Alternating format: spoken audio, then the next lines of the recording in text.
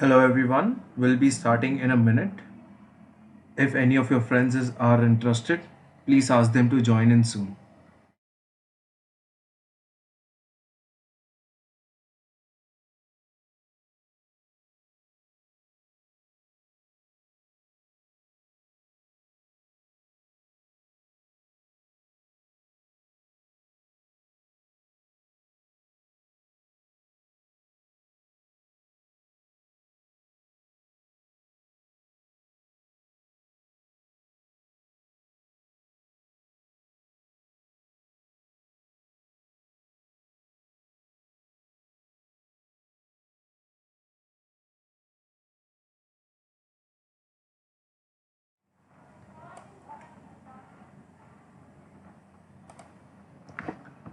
Hello and welcome to the first edition of Creators Vision Day 2. And today we have an excellent lineup. To be very honest, I'm really impressed by each and every speaker. At some or the other point, I was inspired by them. I saw them work, and some or the other time, some of them have given me the inspiration to work and create something new in my life. In this same path, today we have our first speaker, Nishita. She is a game developer at Game Dev, and she has developed a lot of mobile games for iOS and Apple based as well as Google based platforms, Android and iOS both. So we'll welcome her, and she'll be sharing her experience and journey with us.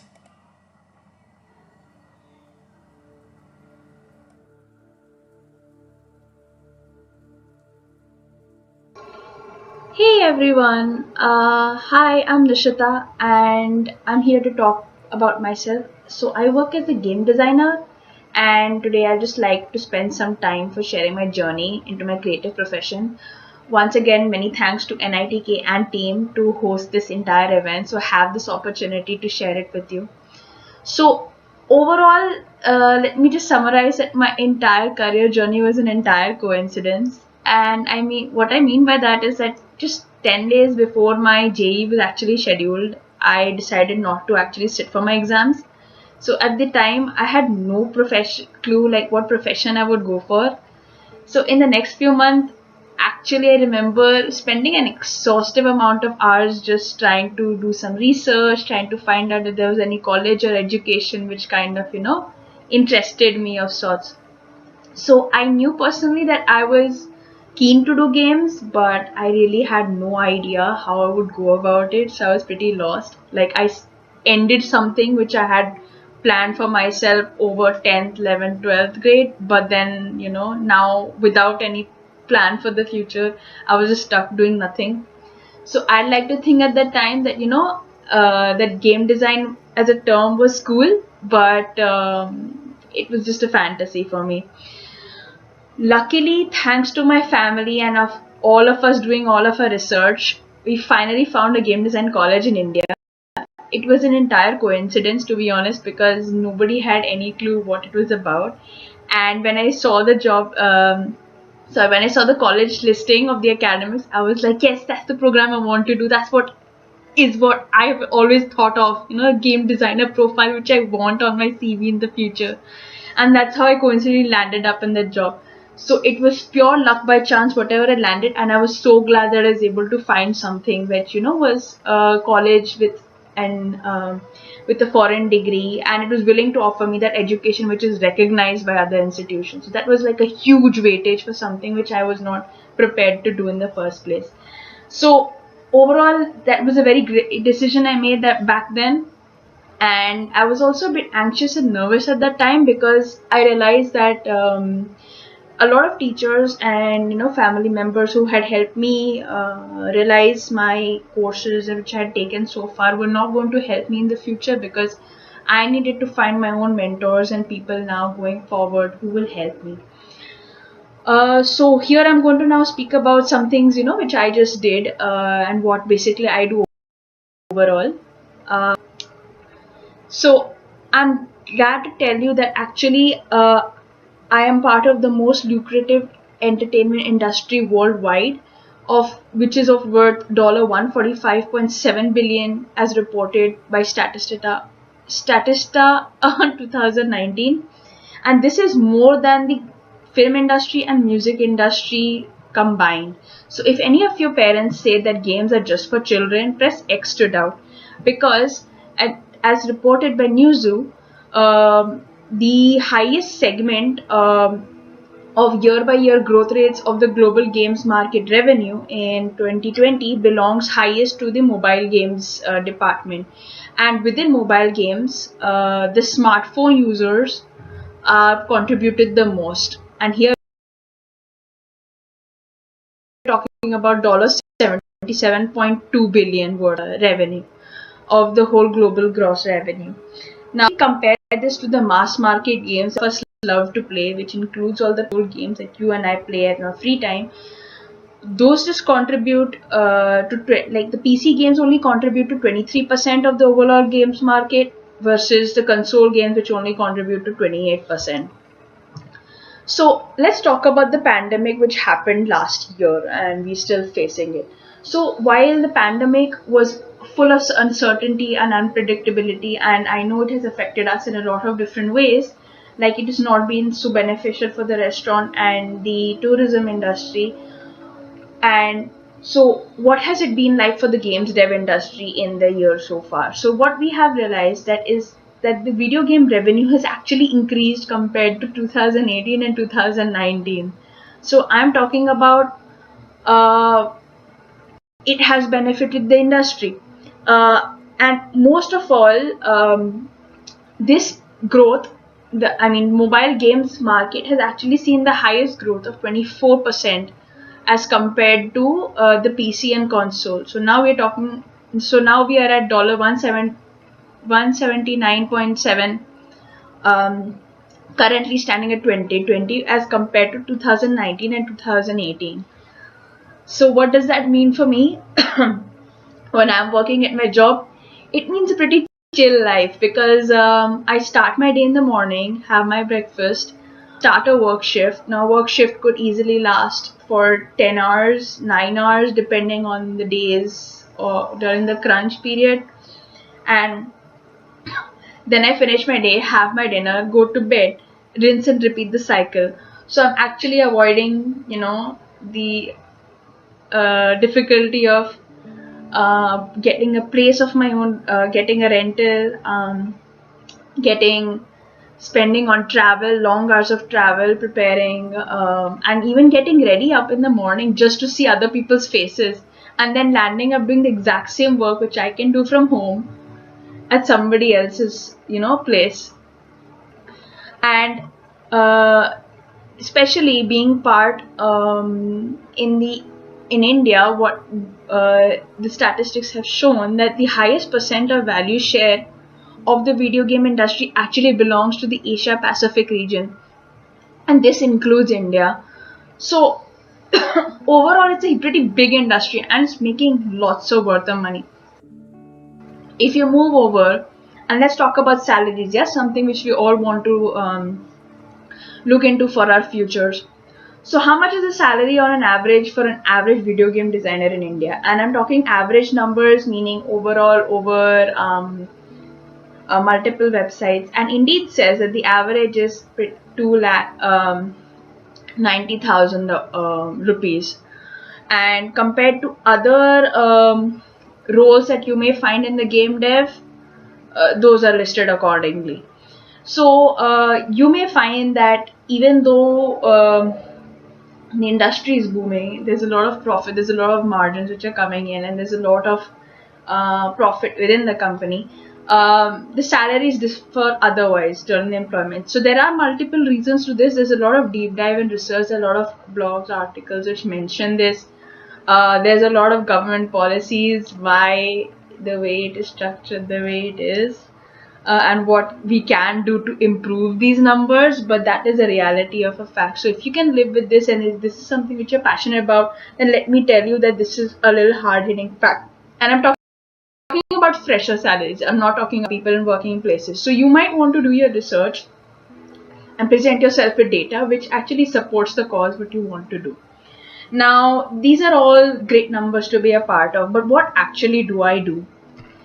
So, as a designer, which is just one role, I am part of, I work with the whole team under a manager, product lead, a producer, and then work with different departments to actually get the game out. Now, what do I specifically mean by that is, I'm going to present you with an example. Say we came up with a very cool idea. It's called Gacha Glow, and our main focus and the most unique selling point of our game project is if you play, you make profit. So what happens next? Now I sit and make a document, date out all the technical details which need to be involved to make this thing up and running, get all information collated, and then sell the idea to the team. The team loves the idea. What happens next? Yes, so what do I do next? Say then we get all the technical people, we speak to them, we have a discussion, and then we get all of those details into one giant document for everybody to refer. So what does this document do? Basically, it's for everybody to refer to. People forget, things happen in between the project, people get frustrated, some people leave, some people join new. Who's going to keep all that information? So we all collate it and keep it in one giant document. Now this giant document serves as like a instruction manual for everybody in the department, and I mean everybody who is supposed to be involved with the project is a part of this document. What do they do? What part of their information is required? Who needs it when? What information, what is the entire game about, in a full structured detailed manner. Now depending from company to company, the structure is different and the purpose of this document actually differs accordingly. Then what happens? So now I'm going to show you that the first game concept actually looks like it's like a building block. So slowly in the building blocks, first we just get the functionality made. If it's just play, you tap to do something, then it just has to be that tap to do something. So the tap to do something with the code is then put. The artists get in all their art, make it look all pretty and functional, and then we go through test. Rinse, repeat the process because testing is important. In fact, the largest half the time to build the game is only half the project. To get it tested multiple times is actually the remaining part, and this is a concept which is followed a lot so that we can play test, continuously polish it before we actually get it out. So once we've completed all the testing and polishing, then what happens?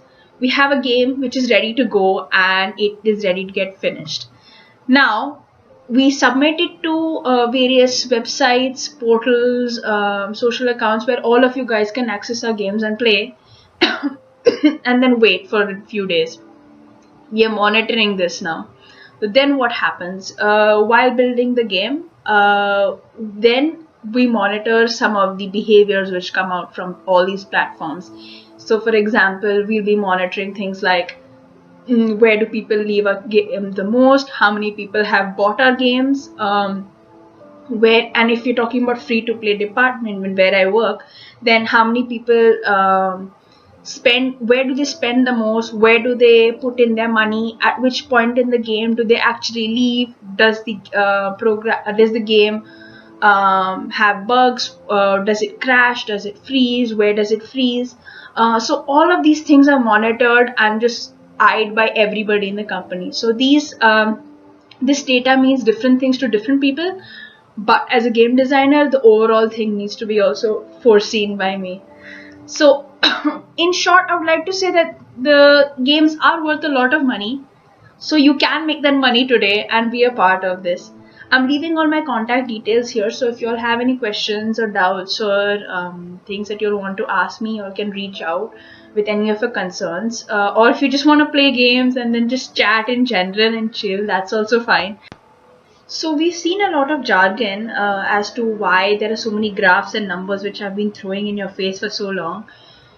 So let me mention that when it comes to taking up a job, this may just be my approach, but this is my suggestion that always make sure that it's not too hard to convince somebody of what you want to do, right? Everybody has something to do, and the whole point of doing something is because it really means something really close to you. So let that never other people. If there's one way in which the best way to in fact convince anybody about your ideas against reference, research, data. So the reason why I showed you all of this content is because I'm encouraging you guys to go ahead and for whatever job, and it may never be applied to games, but really research the data, research what your industry does, how much does it earn, how much is the role which you are applying for worth in terms in different currencies. And I also said urge you to look at different currencies because I mean it, so you know where your focus and your path lies.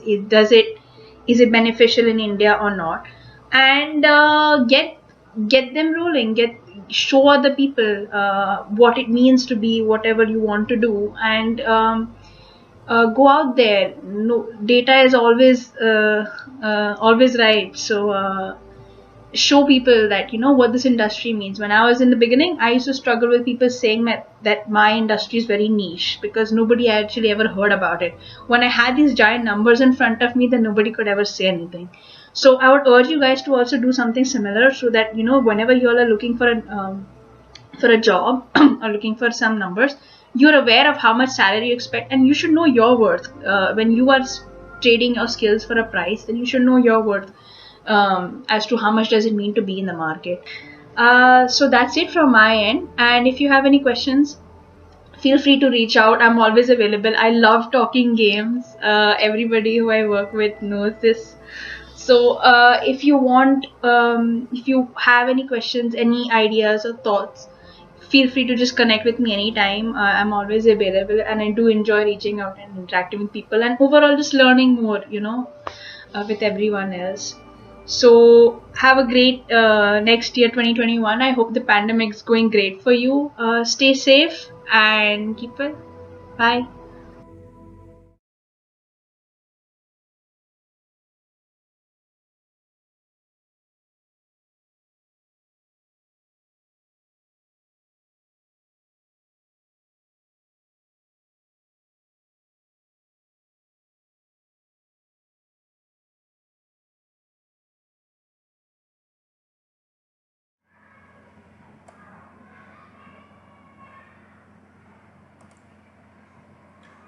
So, hello everyone.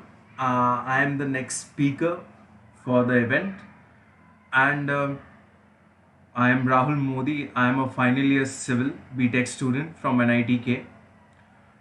I had started my creative journey when I was just in fourth or fifth standard, when I was asked to make a PPT presentation for renewable and non-renewable resources, and it was a pretty easy task. But in those days we didn't had proper computing systems, and it was not that easily accessible. The net wasn't that easy to access, yet somehow I made a good presentation and I had given in my school. At that time, my presentation was quite good enough for a fourth standard child. So my presentation was shown to the 10th standard students as well, and I had got a lot of appreciation for my work. That was probably the first time I was pushed beyond my limits to do something more. I felt like, oh, I could do something else rather than just sitting in a class and listening to lectures. But it was a very naive age where I didn't had a proper understanding of what I was doing, yet somehow the things were turning out to be good. Then slowly, gradually, my interest started building in for animations and video editing. I did wanted to apply for an animation course and work on it, but life took me into engineering, and I got a good JE score and reached to NITK, doing civil engineering there. But I've thought that that's where my creative journey would have ended, and now I'll be only doing engineering stuff and won't be given permission to do something else. But the scene was completely different to the things I was told about engineering. The seniors were really cool. There was a little bit of media culture. There were some people who were working in media. There was not a whole big media community that was working, But yes, there were at least 5 to 6 people who were working in my knowledge at that time in media and were doing great, who were managing a lot of events. A lot of events wanted them so that their events could have better posters, better videos, and I was really impressed by them. Like I felt ki I might have a chance here to do my creative thing as well as complete my engineering. I remember back in those days, I didn't even had a computer. Whatever I had to do was with my smartphone. And soon, in our first semester, we had MSCD recruitments, which was the Media Arts Creative Design Club of NITK, also known as just the main media club of NITK. And I was really excited and nervous that if I don't get into this club, what will happen to me? Will I be able to grow in media? And so many thoughts keep prevailing in my mind. But uh, I went to the interview. I very well remember there were 5 seniors who were sitting there. I felt very intimidated till the time I sat on that chair in front of them. Later on, they all were really good to me. I was under the impression that they would bully me or they would drag me in the interview, but that all was wrong. They were really nice to me. They were very cool. They were very calm. I remember one of the persons from that interview was Emmanuel Biju, whom I worked a lot ahead in upcoming years. So that was the point where I felt ki okay, I can do something because these people have selected me into the media club of NITK, which was a big thing for me back then. And I will do something. But the only downside to it was once I entered, I had a really high expectations that there will be daily work coming up, and a lot of people would be very much interested. There would be meet, there would be teaching, but the scene was quite different to what I had expected. The scene so I'll be talking about a lot of things. Some of them would be controversial, some of them would create problems from me, but I really want to just speak up the truth today with everybody so that they know what exactly goes in NITK. Most of the people viewing this might know who I am, and I'm involved in almost all the activities of NITK. So little bit of controversy is okay now. So yeah, so I felt ki yeah, there is no encouragement to learn new things. There is no everyday work schedule. Yeah, there were people who were working and who were passionate, but at the same time there was a majority in the club that wasn't working that much, and I was not expecting that. I had a different set of expectations from the club, but I never lost my will to learn or to work. So I unofficially was working with a lot of other clubs to make their creatives. As I said, in my first year, I didn't even have my laptop. I was really lucky that I met a senior called as Shrikant.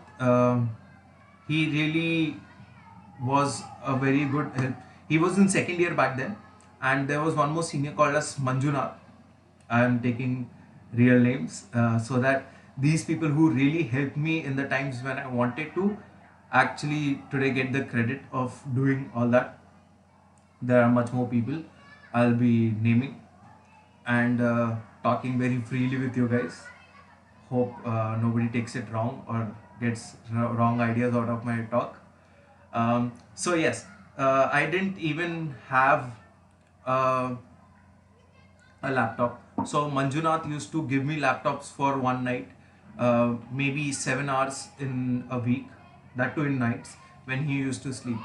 So my daily schedule used to be just keep viewing all the YouTube videos, all the things that I could, just the knowledge part that I could grab by the time I get the laptop. So 6 days a week, I used to just watch YouTube videos, understand how things are going to happen, and then just for the 7 hours, what I used to get the laptop, I used to work on it, learn on it, and then create a finished product so that it could go up on the next day. So that is how my journey began. I was learning Adobe After Effects at that time, which is a really hard software to learn when you don't even have a laptop to try it on. It is now my favorite and most used software, but back then it was a pain to learn it. It is very powerful, and it is something that really helped me throughout so many years. Uh, I would call it my best friend in softwares. Uh, so yes, these people really helped me, but I had to get a laptop. So in my second semester, I got a laptop, and from there I started learning new and new things. I remember I had got recruited into Incident 18 media team, where Emmanuel, the guy I named for my MSCD recruitments, was the media head for Incident 2018, was my head, and I was working with him. I learned a lot of things. That whole journey for 2018 was a, a point where my life got changed. I learned a lot of new things. Some of it was thanks to the team that I was working with, was so patient and so good. I had produced most of the videos that were released that year, and luckily I got that opportunity to do that because of the really kind and good seniors that I had. Um, and slowly, gradually, I had a different name in NITK. I was known to people. People wanted me to work for them, but obviously, at that moment, I was a little bit of egoistic to work for everybody, and at the same time I did not have time. You also, obviously, you cannot work for everyone, so I did a lot of mistakes back then, but yes, I have learned a lot in NITK. NITK has given me a lot in my creative journey. I am a part of several clubs such as IEEE NITK. I am heading Adobe Premiere Pro media project there right now. I am heading NITK Racing EV team, that is the electric team that we have started last year. I'm a part of NITK Racing CV team, which is the commercial vehicle team. Then I am part of MACD NITK still. I am the media head for that. I am part of Task Force NITK, and I was part of HEAC NITK as well back, and LSD NITK. So working in all these clubs, I got to learn a lot. Every club had its own different media culture. They had their different set of rules for media. But to sharing with you guys, I would just say ki learn everything. Do not say no to something without you have tried. Every club had its own challenges, different set of rules on based which we had to create the medias or the creatives. But always take that challenge that gives you a path. Like, you're not stuck that you need to just design in a minimalistic way or you have to design in a fashionistic way. You have different approaches, try them. You might end up liking one, but you won't know what you exactly are good at and what you can do until unless you have tried it. Then I got an opportunity to work with CSD and ITK, Center for System Design, which is really, uh, I would call anybody in NITK who wants to do something in media. This should be your dream place to work, because they have really like heartwarming equipments, and you have your creative liberty to work. To be honest, right now I'm doing my major project also there. I've been working there for last 3 years. I have got hands-on experience with the audio recording lab or the video lab, Ronin S, Sony Alpha. There are so many equipments, and obviously you need to be really careful and you need to be deserving to reach there. You cannot just reach there, but once you have reached there, that's like a really good place to work. I have worked on several projects which I cannot name at the moment, but yes, that was one of a kind journey that I had at CSD NITK. So through my years in NITK, I have just learned this key: whatever you do, however you pave your path, follow it. If you feel something new is coming, don't be afraid of it, or don't feel ki you will fail. In so many years, I have tried so many new things. So many new things have come up across me. But whenever a failure occurs, I was really scared back then. Now, whenever failure comes up, I feel like, oh, there is an opportunity to learn. I'm not really scared ki what will happen if I fail. So my mindset changed over the years. I feel now if my mindset was like this back when I was learning, I could have done much better than what I am doing today. I would have been a year ahead in my improvement and my skills if I had this attitude back then. So this is something I would advise everybody to bring in them. Key, even if you don't know a software, even if you don't know Adobe Premiere Pro, if you don't know Adobe After Effects, just open up the software, try some things. What will happen max is you won't understand what is going on. That is the max failure you could have. That is not going to affect your life anyhow. So try out some stuff. It might turn out to be really good for you. Now I work in a lot of different aspects. I started by making PPTs, as I said. I do graphic designing. Then I started learning video editing, animation.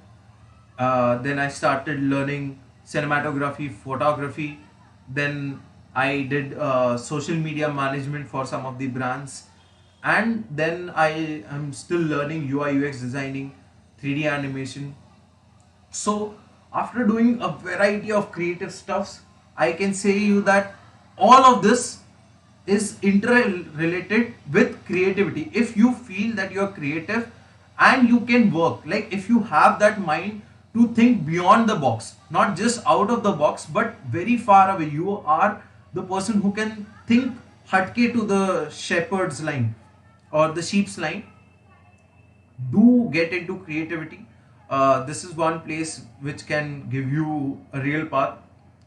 So I'll be speaking about the interdependency of all the different aspects of creativity together.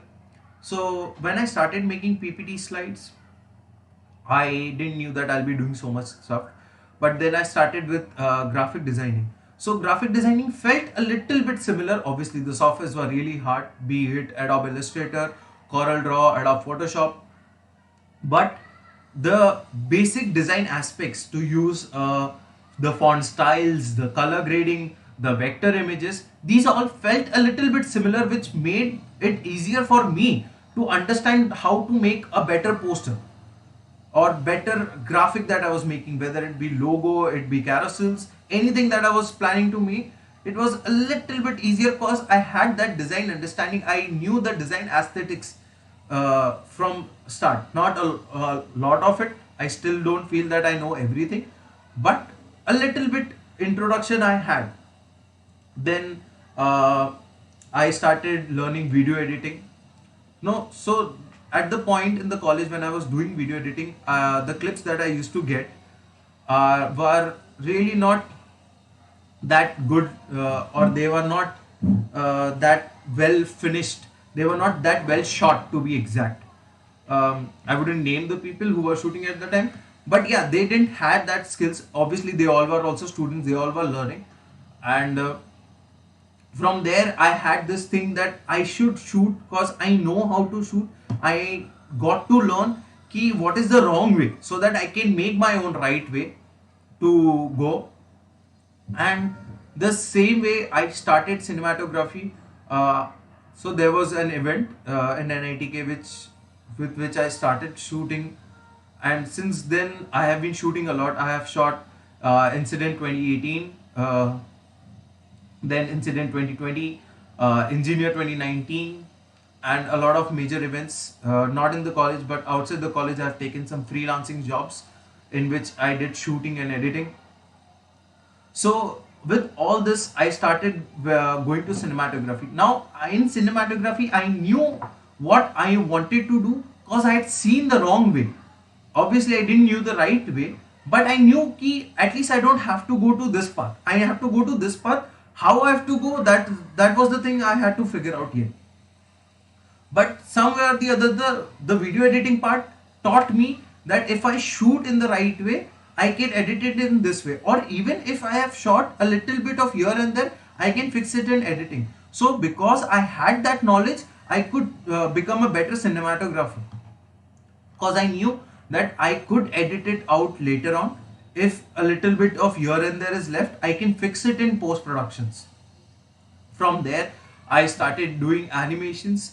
In animation, again, animation, the 2D animations. So a major aspect of 2D animation is framing, how you frame your shots. Now, the maximum problem with people not being able to frame shots in 2D animation is you have too much creative freedom. You feel like, oh, there is this also, there is that also, there is this also.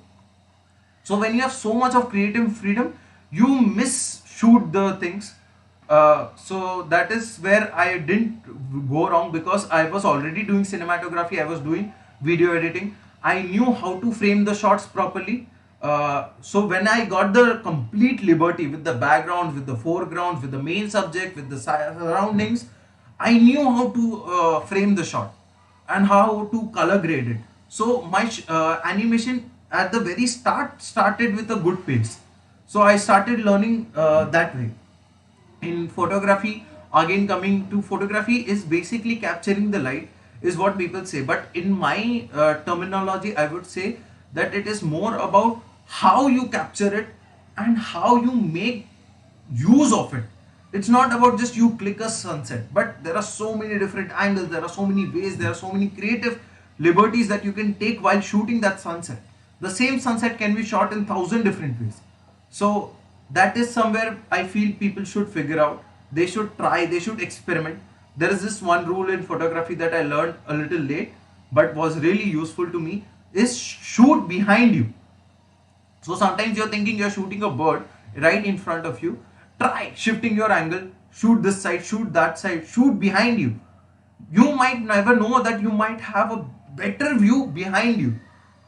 So try doing that. Sometimes it works out to be really good, even better than you have planned. I did steelwood photography, I did light paintings.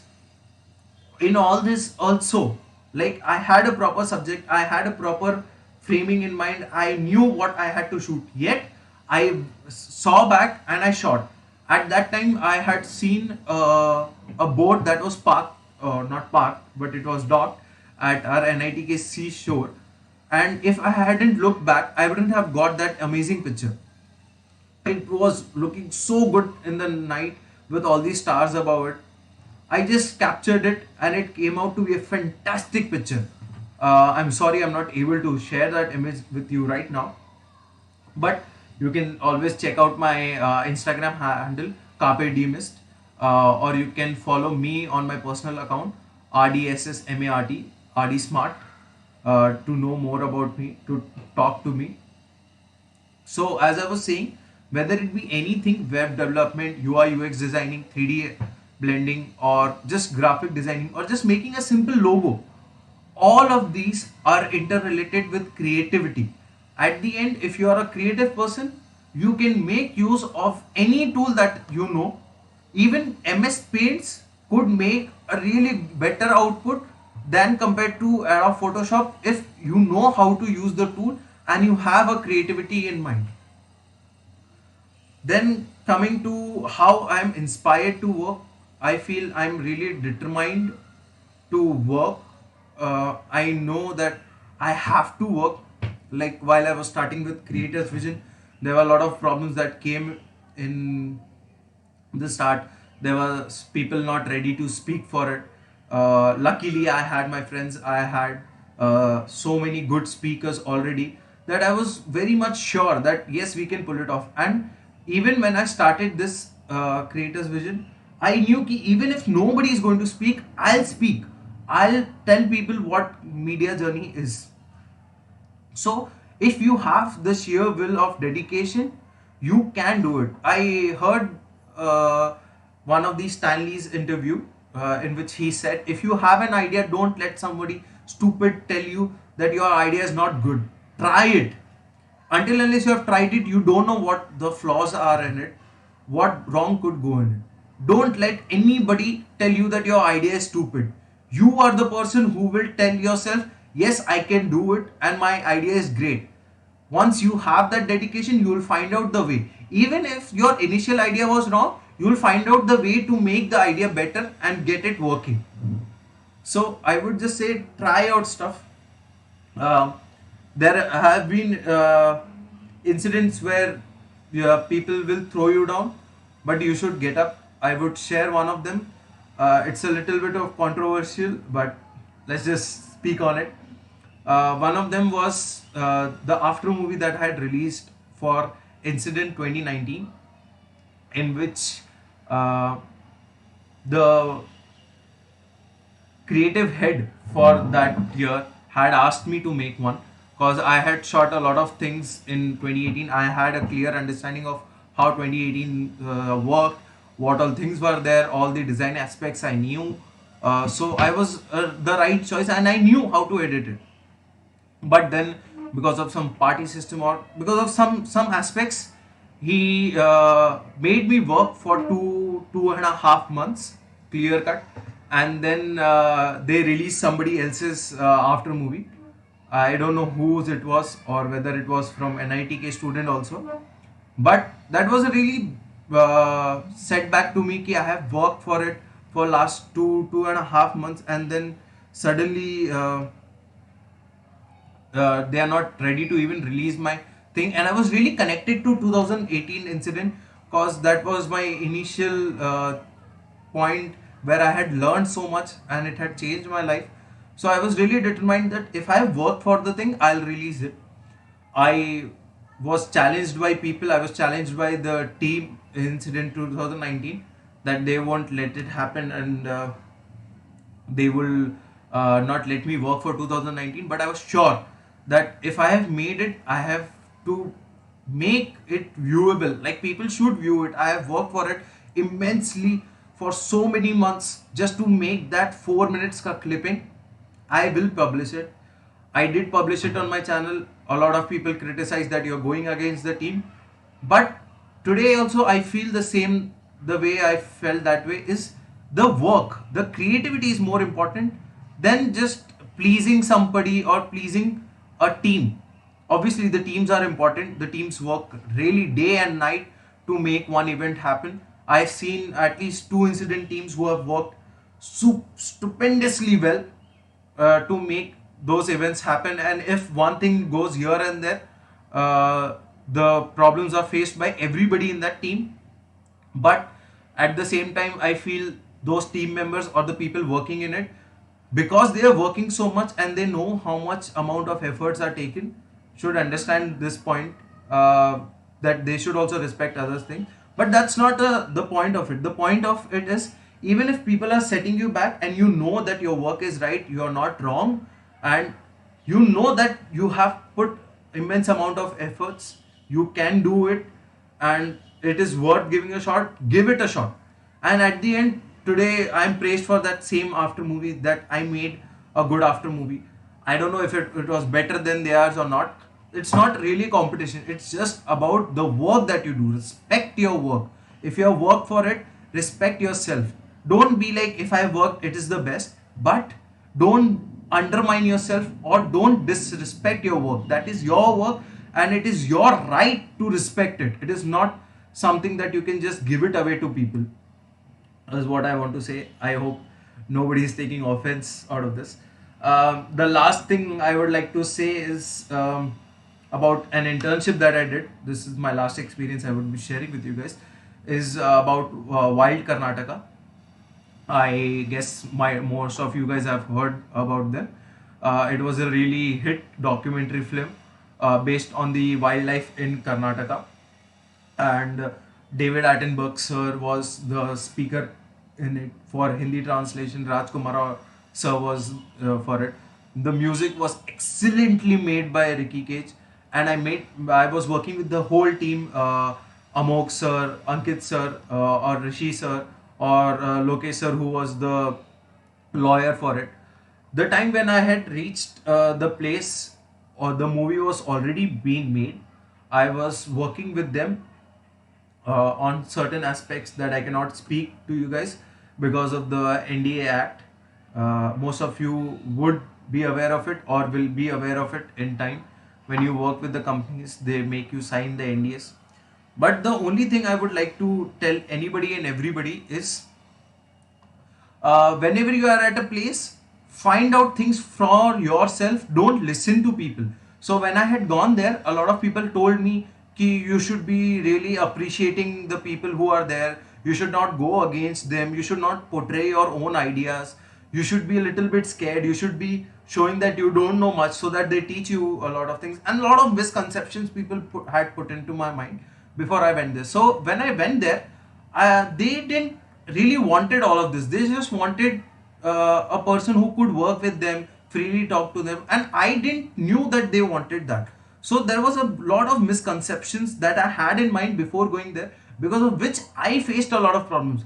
I had completely changed as a person. I am a very talkative person. I talk openly. I share my ideas. But when I went there, just so that I don't make a fool of myself, or so that I don't uh, lose the opportunity of working with such good people, I behaved in a way, or I was not able to share my ideas because I thought they might feel wrong.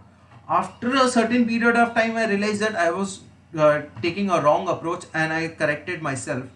But the only thing I learned from that whole journey was, do not hear what people are saying. Think for yourself, decide for yourself. Don't go under the impressions of what people are telling you about a certain thing. Even for a movie, if you feel, if you have heard that movie is wrong, okay, you don't have time to invest in it, but you should see for yourself before judging that movie, because a lot of people put their efforts into it. It's just an example. I'm not talking about any movies or anything. I'm just saying that for whatever decisions you make, or whatever creative things you do, think for yourself. Obviously, you can take suggestions from people, but do not rely on them completely or blindly. Think for yourself, think on your own, and make your own decisions. That would be it from my side. I hope my journey through the whole creativity thing and the interdependency, or my work, has helped you or inspired you in some way. Uh, to talk to me, you can anytime message me on my Instagram handles, Carpe Demist, and on my personal Instagram handle, RDSSMART, RD Smart. You can talk to me freely. If you have any doubts, you can approach me with regards to any field in creativity. If I can help you, I'll be most happy. I'm a really talkative person. If you have anything related to any creative field, you can anytime approach me. And thank you.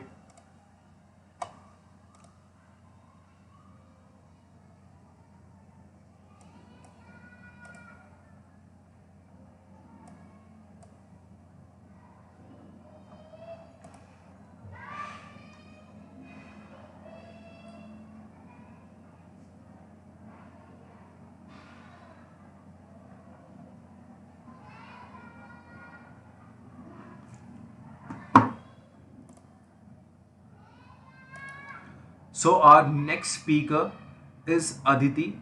She is a wonderful artist. She is currently working with Walmart as a UI UX designer. She has done a lot of paintings in her college time. I was inspired by her a lot, the way she portrays her work, and it is so different from the approach that she makes to the work, is really different from how a normal person would do. Here we would like to call upon her, and she'll be sharing her creative journey in integrated innovations.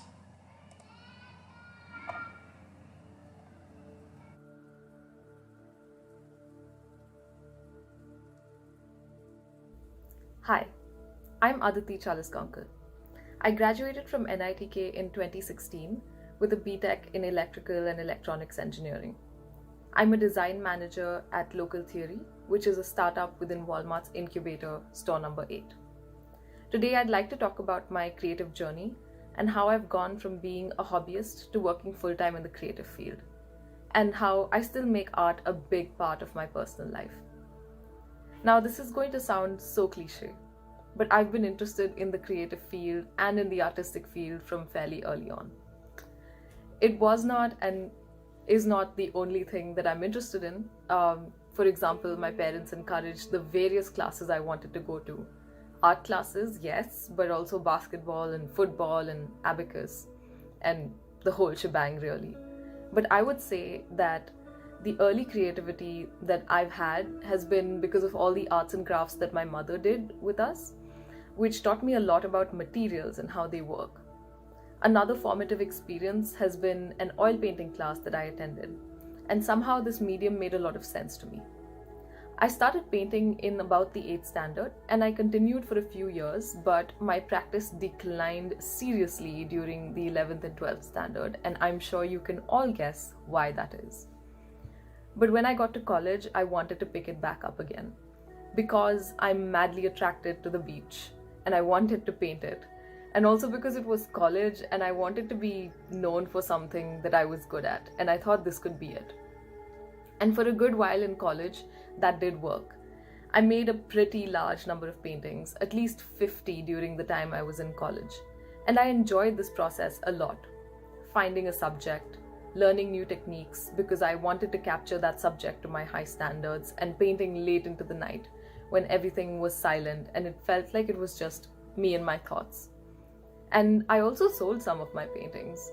My first customers were other students, which gave me the confidence to expand to much larger paintings. One for a cafe near campus called Sip and Sup, which I think is closed now, and another for family friends. In around my 3rd year of college, I started thinking about what I wanted to do afterwards. I did at one point want to quit college altogether and just paint. The plan wasn't very well formed even in my own head, and so when I went to my parents with this plan, it didn't sit very well with them. My mother vetoed my plan immediately, and so I was back in hostel trying to figure out what to do next. The options at that time seemed to be go into core engineering, become an analyst, or get an MBA. All of these are great options in themselves, but something was missing for me. With some introspection and a couple of internships that I tried, I realized that I like to have a connection to people. And through some exploration, I found that design was this field and that you could get paid to think about and build for what the end customer wants with any product or service. And I was thrilled, and I decided to apply for a master's program since this felt like the fastest way that I could change my career path. I went through the process of applying, and I won't talk about that journey in very great detail. I'll just say that it's a matter of working hard to build the kind of profile I was proud to present, and that I got amazing advice and support from seniors and other people who were supporting me in my journey. I did get accepted by 2 universities, and I chose to go to Carnegie Mellon. And being there felt like I was a little kid locked up overnight inside a toy shop.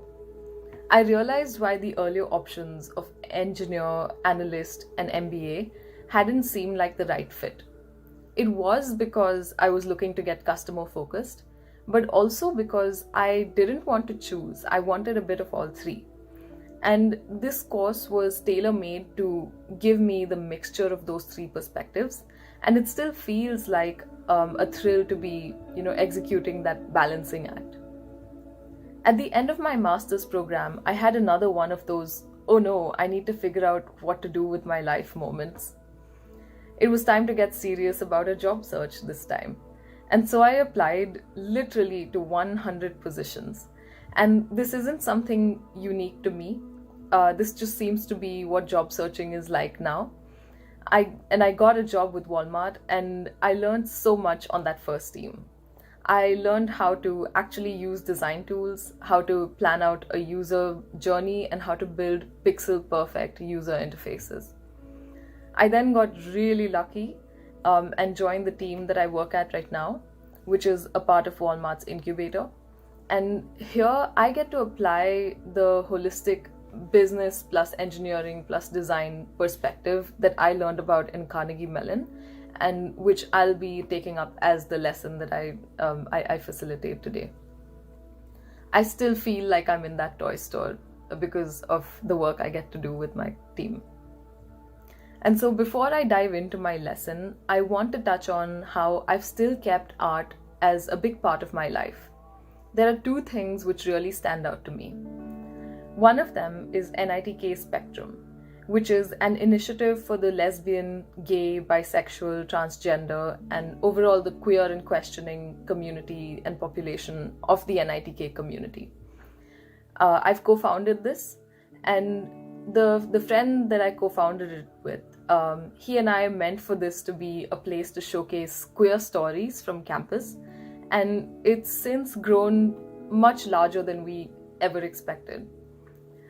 I've gotten to make art for it, and as we've grown, I've also watched and facilitated other people in making creative pieces for NITK Spectrum.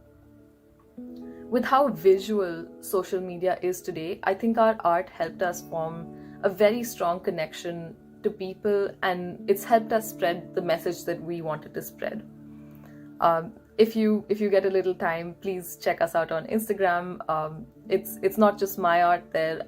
I did some of the art at the very beginning, but now most of it is from other people, which I've been lucky enough to build a place for other people to contribute to.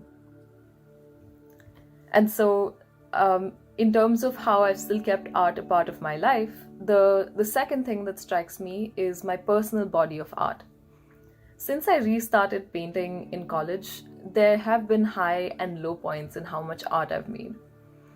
At one point, I think I was more focused on learning the skills of how to mix colors and how to achieve a texture and so on. And at that time, I thought I wasn't very creative. And this was because I mostly copied other artwork.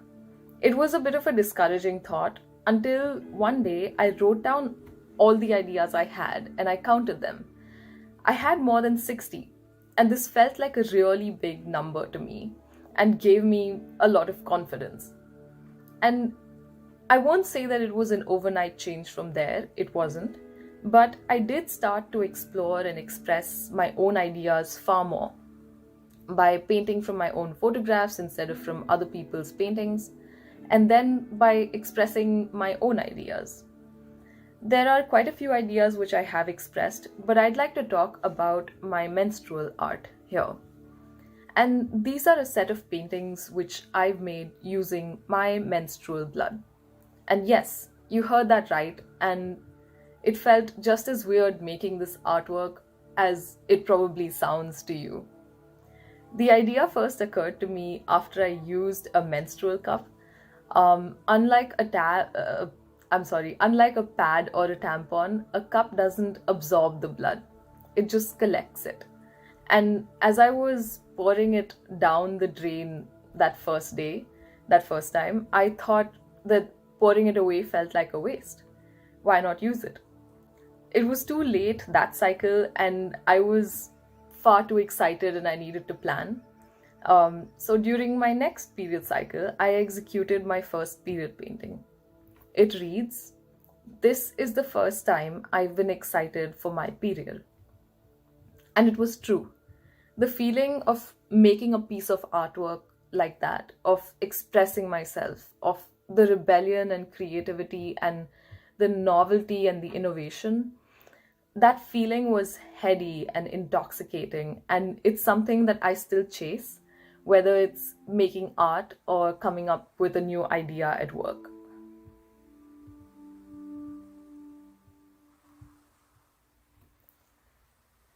So the lesson I've chosen to cover is about integrated innovation. This is a set of methods and skills that I learned during my master's program at Carnegie Mellon University. And most of these are skills that I use in my job today. These are the skills that enable me to come up with a lot of those new ideas that I mentioned. So I'll give you a quick overview of the process and then we'll dive into a project. So what is integrated innovation? It's a repeatable process by which you can come up with an idea for a new product or a new service that you can offer on the market. Often, this involves finding an existing problem that people have or a need they don't even realize exists, and then coming up with a solution to this problem which people want, which can be engineered, and which has a sustainable business plan backing it. I'll take you through a project that I did as a part of a team. Since we did this project for a course that covered the various methods and techniques, I think it's an ideal one to examine in this lesson. Broadly, there are 4 stages: understanding and defining the problem, brainstorming ideas and choosing suitable ones, building prototypes and testing them, and finally, putting all of this into a cohesive plan and presenting it to stakeholders. So let's dive in. I've showcased this project on my website, aditichalis.com. Feel free to visit anytime to view either this project or others at your own pace. So let's start with the project brief. There's always a project brief that you get, and that year we were asked to design for millennials in the kitchen. And that was it. Our professors kept the brief quite broad and open-ended, and I think this was for 2 reasons. It meant that we were free to explore the subject and really learn the methods, and also because it forced us to confront and deal with uncertainty. As I mentioned earlier, stage 1 is understanding and defining the problem. And there are lots of methods that can be used to do this. There are some which I haven't mentioned in this project showcase, and these include doing a market analysis, an industry analysis, a technology analysis, just to name a few. We did do these, and they helped us to get a very broad overview of the problem. And then it was time to go deep into understanding individual customers, their journeys, and their pain points. So my teammates and I executed a number of different methods. We did interviews of people in context, which in this case meant in their kitchens. We conducted secondary research, which means that we looked things up rather than talking directly to people. And from all these methods, we defined our problem. In this case, the problem we chose to go after was the fact that young millennials with busy jobs wanted to eat healthy but did not have the time to take all the steps of cooking themselves. They were, however, ready to spend a little money on this. So this was our problem space, and if you'll notice, we had not suggested a solution until this point.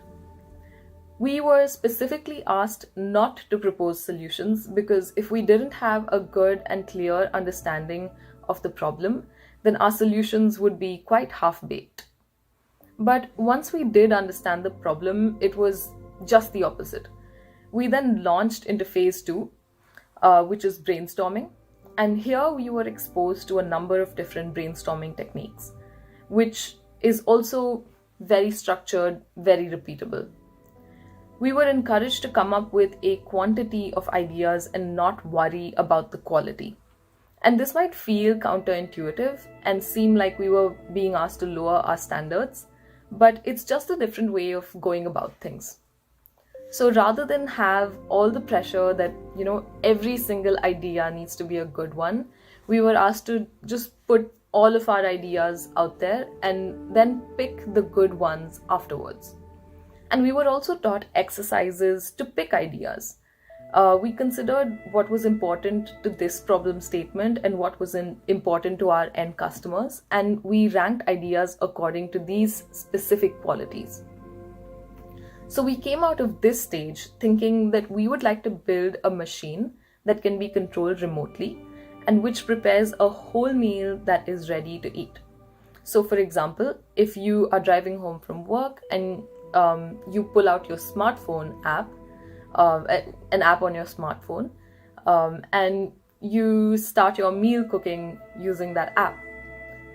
It means that we wanted to build a machine that will have your dinner waiting for you when you arrive, which is connected to that smartphone app. So, taking this idea, we entered the third stage, which is building quick prototypes and testing them out.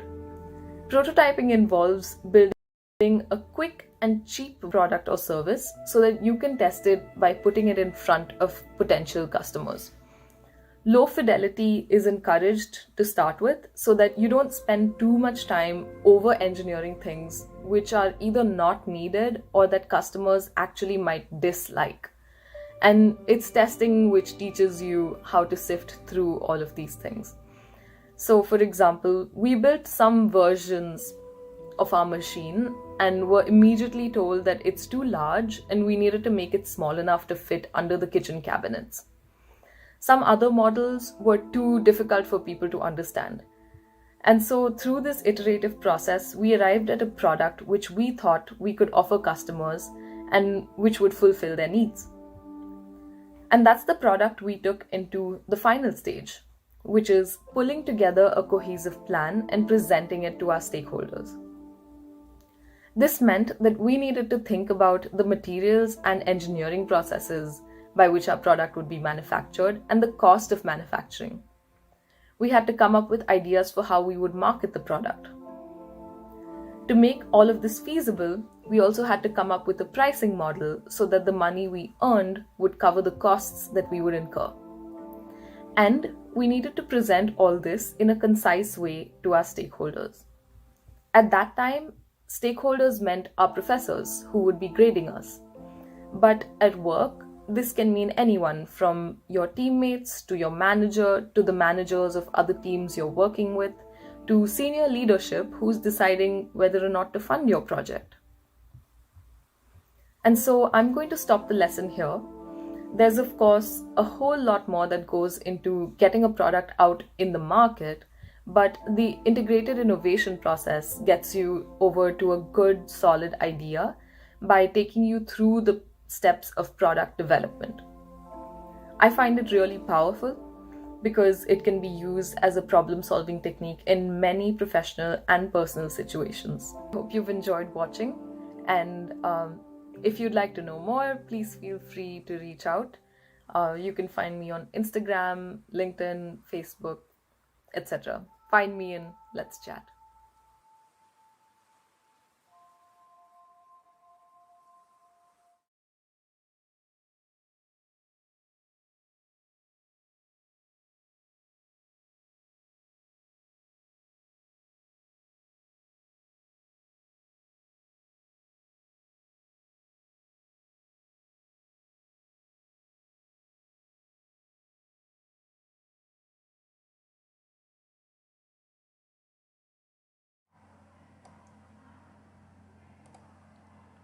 So our next speaker is Emmanuel Biju. Uh, he is one person I have learned a lot of things from. He'll be teaching about design aesthetics.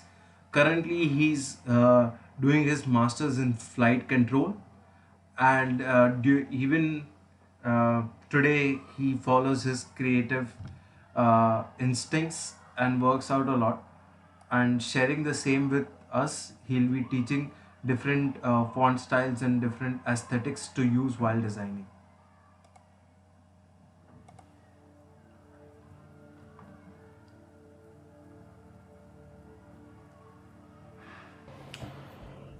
Hi guys, I'm Emmanuel Biju and I'm a 2019 NITK pass out and I did electronics and communication engineering.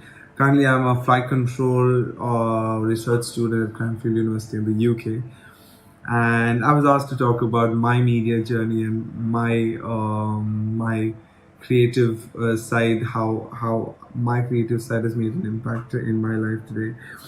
So probably, tracing back to this roots, I started off from school where there were a couple of things that my teachers had asked me to do. Was making a brochure and was making posters and things like that. And I started off using Paint and using elementary correct and doing elementary things on Photoshop.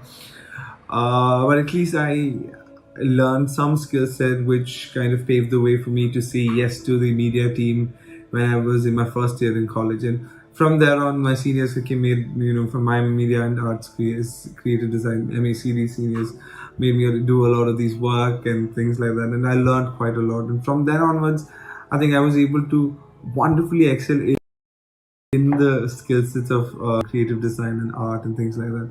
And in fact, it's been a wonderful journey throughout in NITK, where I got to be the media head for Incident, where I was able to head the media team for TEDx. I was also part of the media teams in NITK racing and road track and things like that. And I think media has given me so much opportunity to do so many wonderful things, and I and I feel that I was able to grow so much in terms of thinking and in terms of understanding art, aesthetics, and design in a whole new different way, just because of my involvement in the same field. From knowing nothing, when joining college, to being heading the, let's say, NC media team, it's an amazing ride. And something that I learned throughout the process is experience is something huge. Experience makes you think in different ways. Experience makes you do work faster, buying you more time to do much better things. And I believe that that experience has given me so much in terms of my everyday life. Actually, in terms of how I see aesthetics now and how I used to see aesthetics, is quite different. That's because I've come across a lot of different ways of design languages, understanding what let's say minimalism is, what flat designs is. I mean, these might be little trivial things, but then they make a whole lot of difference in your life when you start applying it in your day-to-day basis. And being able to expose yourself in some form of art, some form of creative way, it's beautiful, because it makes you capable of expressing more of what you are as a person, your ideologies, your way of thinking and things like that. And I think that's also helped me do a lot. It is something, media or art or creative design is something that I really, really enjoy. It's really something that I really love doing, and it's something that I can spend like hours and hours. Starting from college, where I knew nothing, where I only knew Photoshop, to at the end of college, I knew video softwares. I knew Illustrator, I knew Photoshop, I knew Inkscape. There were so many other softwares that I learned. It was such a growing journey, and I think, probably as students, as NITK students, and probably being part of a lot of these media activities, I think it is a wonderful avenue for you guys to grow and learn all these skill sets. Yeah, I really want to keep this short, and I don't want to bore you to death. So, one thing that I want to tell all of you is that probably in the start, media, sometimes you feel like, why am I doing this? What's the point? This is not going to give me a life and things like that. But that is completely wrong. Whatever you learn is a skill set for your future. Whatever you know makes you better in some or the other way. And I think you should never, if you have an interest, if you enjoy doing it, you should keep doing it. Don't think that, oh, is this going to be a waste of time? No, it's going to keep you moving forward. It's going to keep giving you better options, better things in life. And I know people who've made a life out of media. I've known, like today, probably I'm not in the media scene. I'm being a research student. I don't get to do so much, but at least I've been able to successfully work with a couple of my family friends or business people who I've been able to brand. I've been able to design logos. I've been able to design their business material. And things like that. And that's also, again, I continue to do that just because of the fact that it helps me grow. It helps me learn better things, learn more, and expose myself to bigger aspects of design and art. And so currently, and probably just as much as I love doing all that I used to do in college, it's I've taken a different path in terms of my career, and so I don't get to invest a lot of time in creative work, but I still hold it really close to my heart, and that's why I continue to do freelance for a lot of people, for my friends and my clients. And I've been able to deliver good things, and I believe that it's all the small experiences that I gained throughout my college life that has helped me up to this point. So in short, I think being on the creative edge is always something wonderful, and I feel that's a place, or that's a domain where you can express yourself. And if you're there, well and good. Continue going that path, and I think it's going to be quite rewarding at the end of the day. And I hope whatever initiative this Creators Vision is taking for the entire college community works out in a really positive manner. Cheers. So today I'm going to talk about design aesthetics, and this is something that's really critical when it comes to design, and because aesthetics improves everything about how the viewer sees the end product. And you come across a lot of posters or creative material that tend to have really good art or maybe really good content, but then at the end of the day it's just not even placed right. That spoils the entire beauty of it. So, and that's why the aesthetics is very important. So in short, why aesthetics? I think the easiest way to put the reason is anything that's good looking and desirable is perceived as more valuable and of higher quality. So, and you need to target that perception. You need to target a perception of higher quality, of higher value. Like, it might be a product, it might be a brand that you're trying to build, it might be an event that you're trying to publicize. But the quality that a viewer perceives is dependent on the kind of creative work is done and how aesthetically it looks like. You could have the same event with a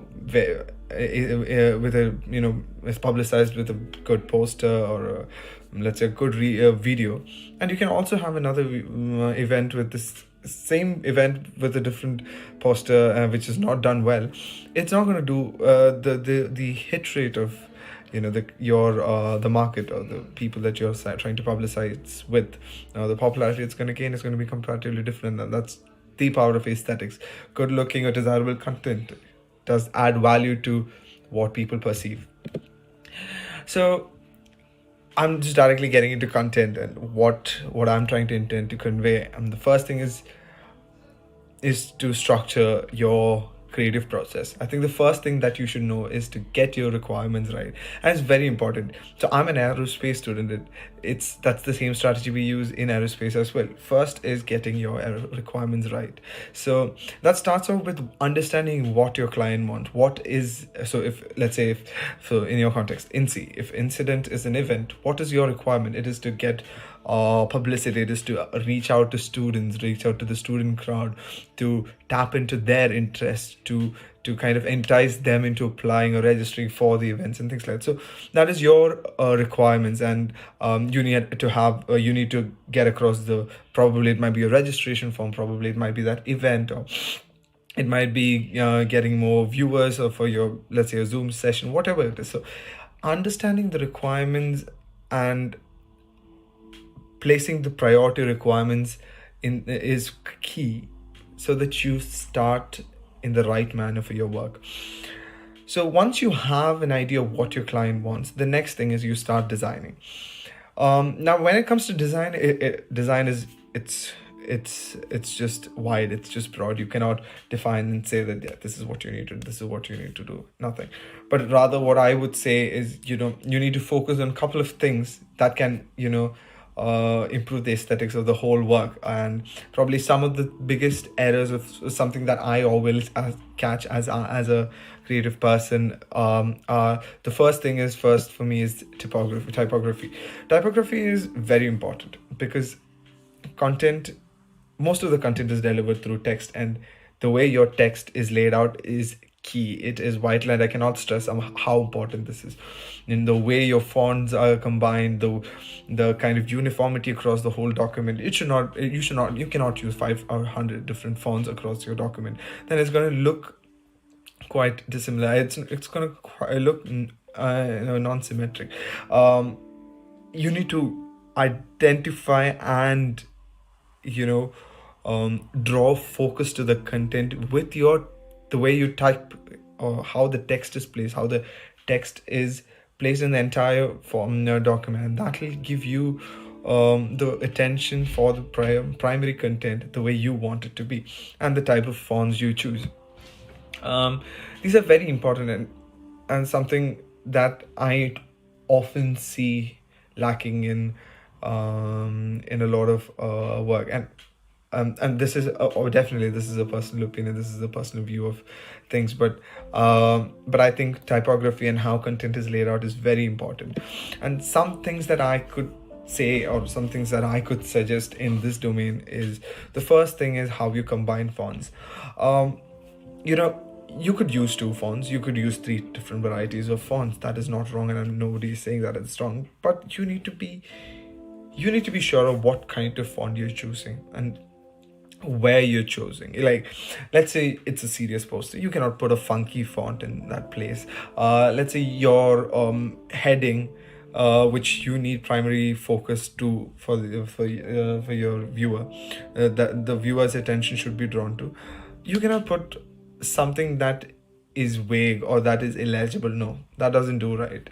Or it might look aesthetically really pleasing, but it might be really pretty as a font, but then if you're not able to put the content through, then you kind of spoil the purpose of doing it.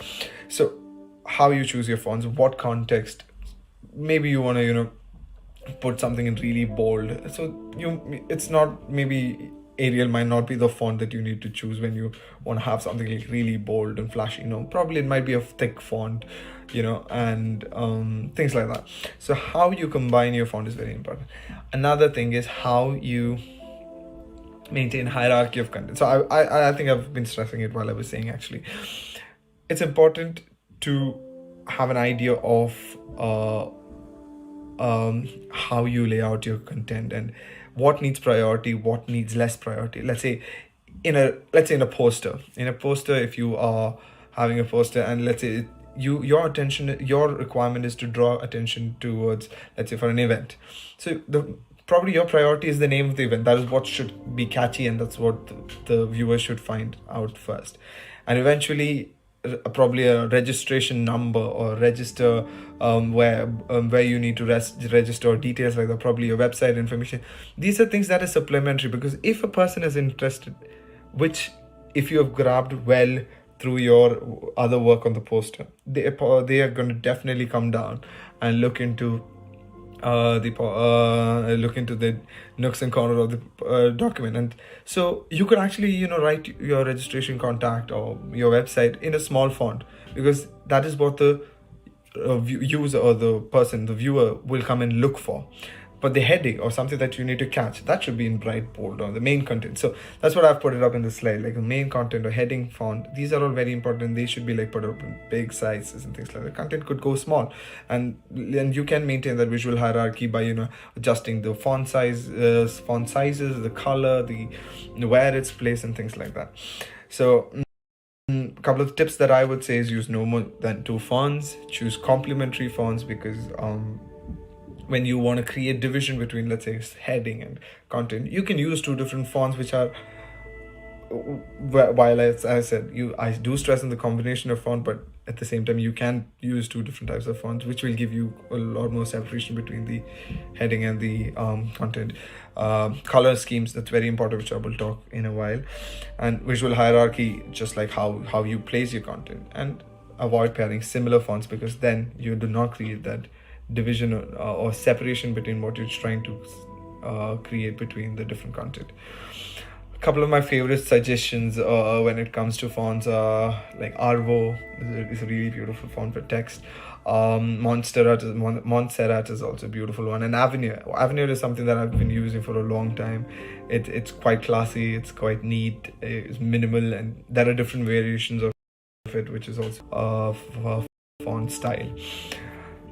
So the next thing that I would want to talk about is color scheming. So color scheming is another critical thing. I've seen millions of posters where the colors just go wrong. Like, let's say, you might have a red backdrop, and you can't put a pink text on top of it. That's not going to look right. That's not going to look, first of all, it's not going to be visible. And the second, it's just going to not go along well. Color palette. So I think the biggest tip that I could give to anybody who's designing is go find out color schemes. And there are millions of palettes out there. You can find like really beautiful color palettes that you can pick from, and you can understand what combinations. And the more you view them, the more you try keeping looking at these color palettes, you really get inspired. And I'm sure you will start understanding how colors play along. So like here are like a couple of these color palettes that I said, like, this is a variety of color palettes. And let's say in this scenario, but there are times when I've picked like colors from two different palettes. You stack them up and you see, and then you match them up and play around with these colors, and it creates a lot of difference. The same way, so I think Behance, which is a beautiful site, I think there's a lot of good color palettes that you can get there. And you get the hex code as well, so you can just copy them up and easily implement it on your work. So these are the two critical things that I wanted to talk about, and probably now what I could explain, or how this falls into place, is something that I could show through work. So post college, what I've done, I've worked on a little bit of branding. I've worked for a couple of my friends, and for them, and I've worked as for designing logos for them and understanding what they wanted and things like that.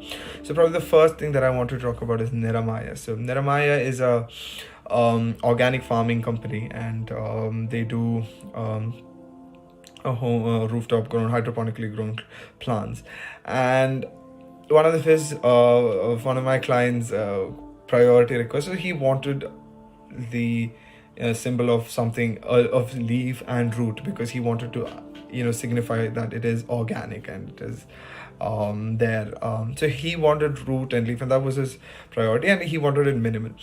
And because it's a company, so it was priority for him that the logo looked minimal, so that he can use it in anywhere, in any place. Like it could be on a letterhead, it can be on a banner, it can be on a product label, whatever it is. So that's where, so probably just like I said, my first priority was to understand my client requirements, and I understood my client requirements. Then I fixed on a font which was quite editable on top of it, and then he wanted the root and leaf, and so that's how I tried to embed both of all his requirements while keeping the aesthetic of the logo. And it's something that he's been using all throughout his brand. Another thing is this was for an event, and it was called DTP.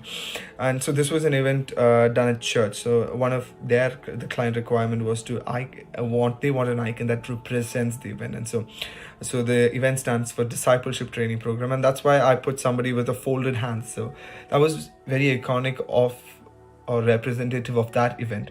And because this event is something that kept happening over the years, another major requirement was that they wanted the year. So how I try to incorporate, so here the year is not of priority, so that's why I created a visual hierarchy and reduced the size of that year, and put it in a small way. But it was priority for the logo, so it was there. But then I created that visual hierarchy by reducing the size. I incorporated the icon to represent the event by modifying the letter, but at the same time keeping the aesthetic and keeping the whole idea of the event. Similarly, another one is what I did for another friend of mine. So this was for an electronics and electrical company. So one of his key requirement was that he wanted an icon that represented both the electrical and electronic side of things. So that's why he also came up with a lot of suggestions of an electric bolt and some electronic circuit, and he wanted all that. And so I thought of how I could bring it all together. And at the same time, he also wanted, again, just like I think most of the brands require this. They want an icon that can be used on anything, like on a letterhead, on a business card, or wherever it is. It should be flexible as a logo. You see most of these bigger brands, how a logo, and it should be a defining logo that could be put anywhere. And so that's how the bolt and the electronics came out to be, and I was able to incorporate it again aesthetically. And so Shamsul Khalil is the company, and so this is how the whole idea. So I think the biggest or the most primary step that you need to do is to get your client requirements right. And once you have your client requirements right, then you work around how you achieve your design and or work. And then once you, and when I say client requirements, it could be the purpose for whatever you're designing. The client could be you yourself. So and then you need to work around how it looks, how your color scheme your work, how you type your content, how what fonts do you pick. In this logo especially, there was a big play with a lot of color schemes. You wanted a very big we wanted a lot of variety in the color scheme, and we tried to play I think the color scheming in this logo was something that took a lot of time. So things like that. So that's basically so these are a couple of examples that I could give from my experience. Another thing that I want to always say is always be inspired and keep getting yourself inspired. Like, follow Pinterest, be on Behance, follow the Minimalist India. I think that's a favorite page of mine, so that's what I'm suggesting as well. Follow these pages. Keep growing in your understanding of design and aesthetics. And the more you see, the more you get inspired, the more you get creative in understanding how things would go along, how things look better, and things like that. So I hope you've had a taste of what I mean by design and design and aesthetics, and I hope this video was resourceful for you all. Thank you.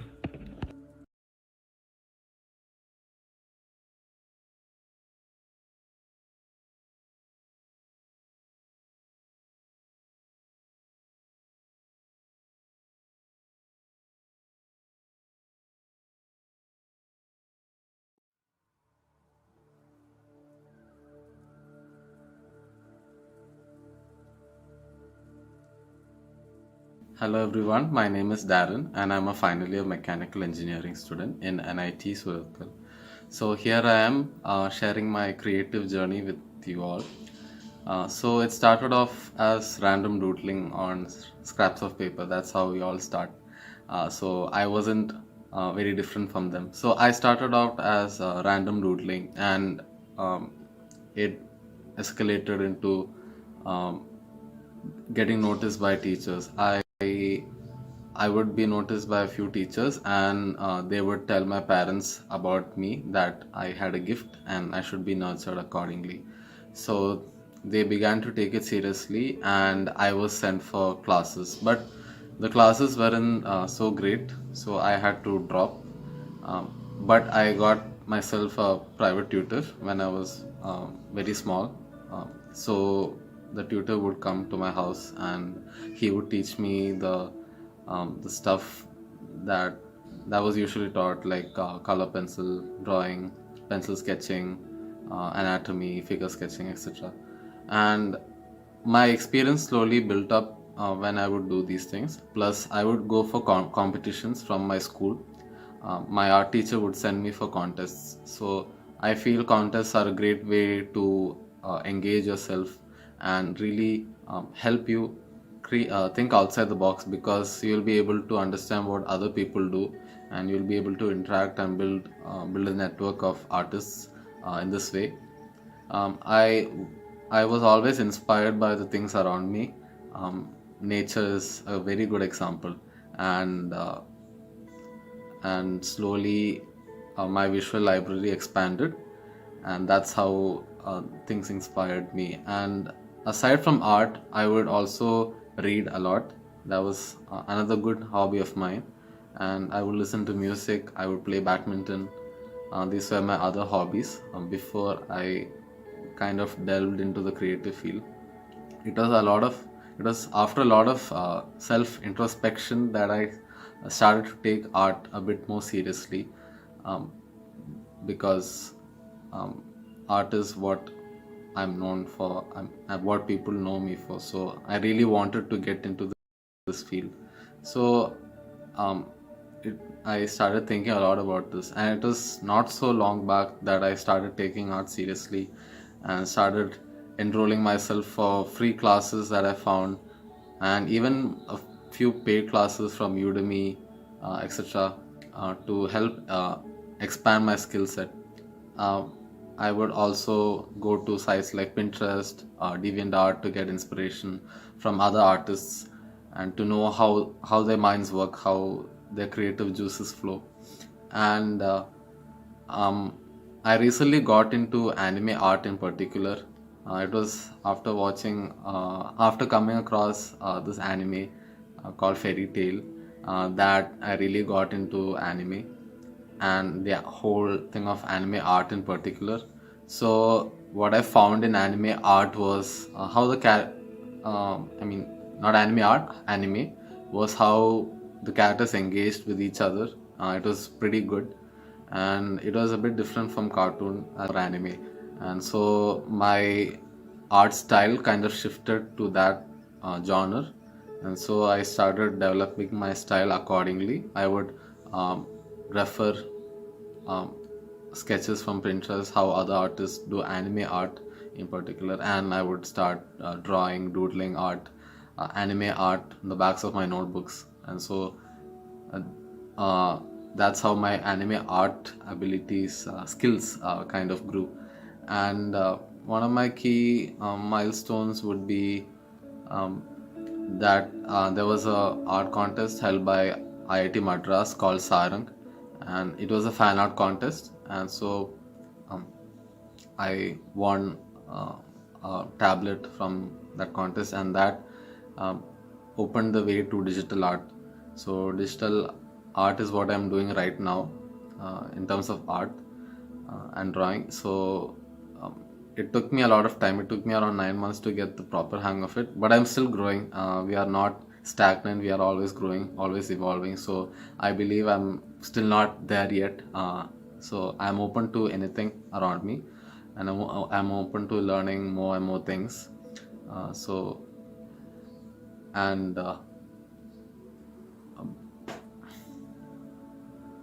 so from there, I thought, let's why not do a graphic design internship? Let's start applying my skills to technical stuff. So I started applying for internships, and I did a graphic design internship for 2 months, and I got to learn a lot about how designing works, how illustrating works, how to use softwares like Photoshop, Illustrator, etc. And I learned a lot of things about composition, color theory, um, all the fundamentals of design. And I'm still learning. So I'm not an expert. I'm still learning, and so these all these things help to build my portfolio, which I was planning to use to get into Byju's through campus placement. So so I made my portfolio, and Byju's came, and I applied to Byju's, and I successfully got placed as a creative associate. My work would be to make animations, graphics, whatever that they assign you for. And my parents did need a lot of convincing, because they had a pretty narrow-minded approach towards art and design in general. So they were pretty taken aback when I said that I don't want a core job. I wanted something that aligns with my passion, which is art. So uh, I was met with a lot of resistance, but somehow I managed to pull through, and so they are pretty much okay with it right now. So that's how I got into Byju's. And creativity affects my day-to-day life in the sense that I'm more observant. When when you're creative, you tend to observe a lot more, and you get to feel everything around you, if that makes sense. So you get to notice, you get to it engages your senses a lot more, and that kind of helps you express your ideas in a more meaningful way. For me, art is not just about making a painting. It's about um, putting value to people, giving value to people's lives through your work. And so that is what art means to me. It's so much more than uh, just some sketches or something. And so my message before I is that think of art as something that frees you. It doesn't have to bind you to something or somewhere. It is always liberating when you express your ideas in whatever way you can. And art is not just drawing, it can be music, it can be dance, it can be poetry, it can be writing, it can be any form of medium that you can relate with and you can express yourself through. And there's a lot of negativity surrounding art, that art is bad, you can't make a career with art, you can't do this, it doesn't help you in the future, etc. So my advice for that would be to not listen to the haters. There'll be plenty of haters everywhere, in all stages of life. So art is definitely a promising career, provided you take the right steps in the right direction. So let not the negativity affect you. Be the better person and stick to your values, and hopefully you were able to take a thing or two from my intro. So to walk you all through what my workflow is, firstly I use this software called Krita. It's a free and open source software, and so what I'll be teaching to you all is my workflow on how I approach digital art, particularly anime art. So what I'll be covering here is the basics of what to know, and I'll be showing a small demo on how I do my art. But just a disclaimer, the art piece will not look like my proper pieces because of time constraints, but I'll show my workflow as much as I can. So firstly, you need to know what layers are. So as you can see on the right hand side, you can see the layers over here, and layers work like uh, transparent sheets of paper. So um, one one layer on top of the other. So I'll show a small demo. So suppose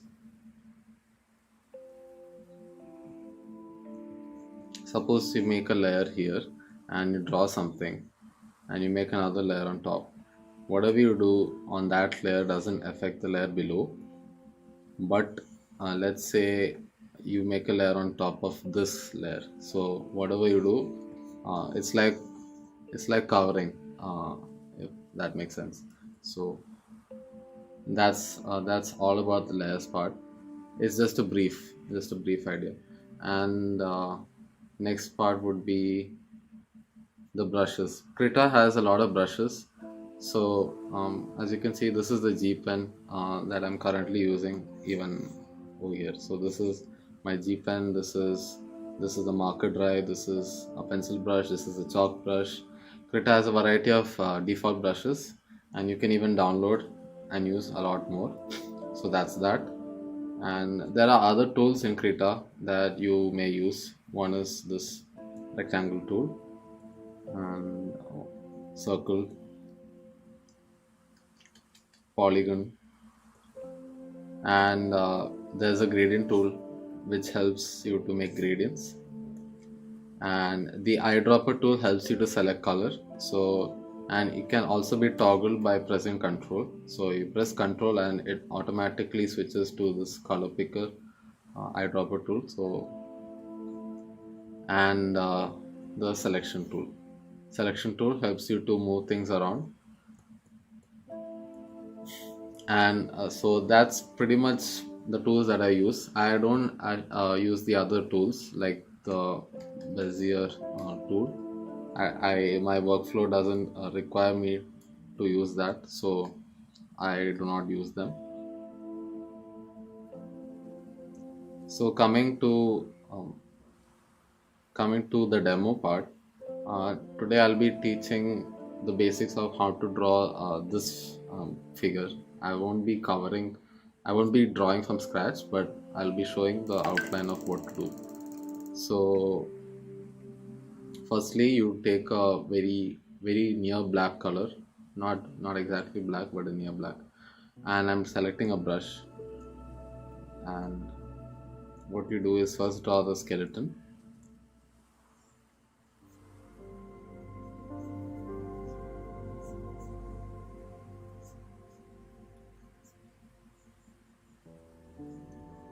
Okay, and what I do is I turn the sketch blue, uh, and it just appears blue, and I make another layer on top and I reduce the opacity. And next, what I would do is I'll start making the details.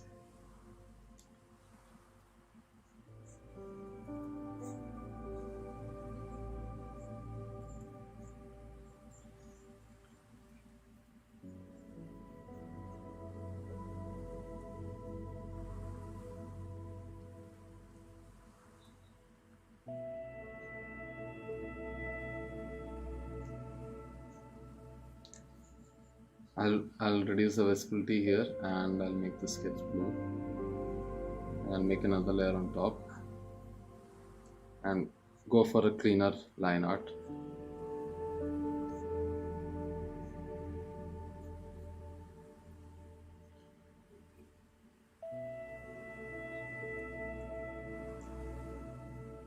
It's just a very rough, loose sketch that I'm doing because of time constraints. I really apologize because this isn't really my best work. I make another layer.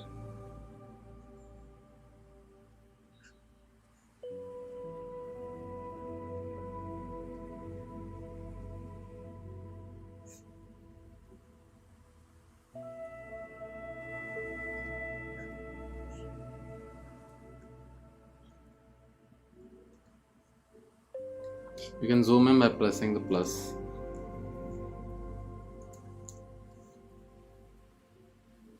Add a bit more detail.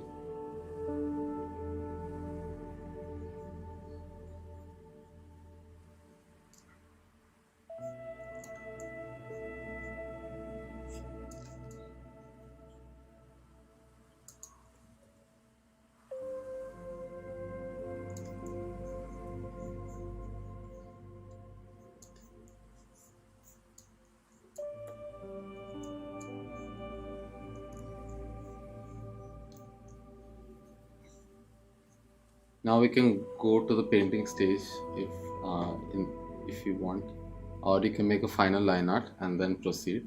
So what I would do is make a layer below the sketch layer, or you can paint on the same layer as the sketch. So I'll make a layer below sketch layer and I'll start blocking out the colors. So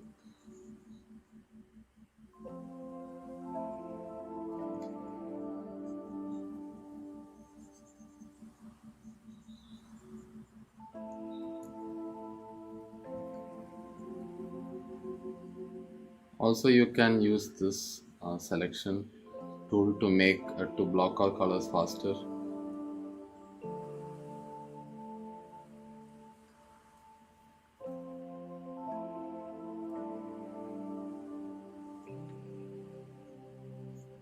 What I just used was the bucket tool that in MS Paint there's a bucket tool, so you can use that to block out colors.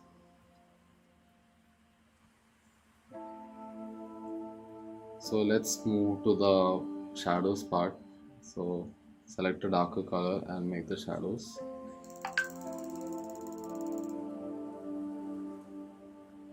You can make the highlights over here.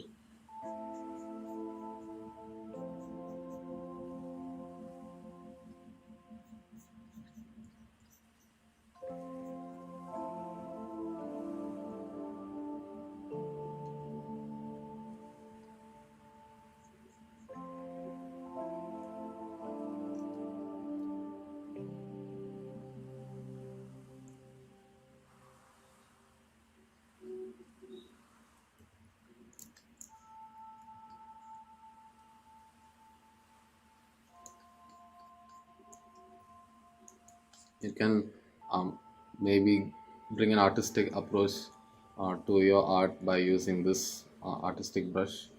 It gives a painterly look to the whole painting.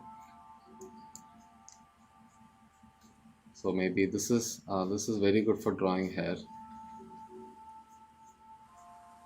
So maybe you can use that. Um, I really like to bring a painterly look instead of purely digital. So, and this brush is called the wet bristles rough brush, even for the highlight, for the shadows. I mean, it, and maybe here a bit more, here. Yeah. So now we can do some highlights and blushes.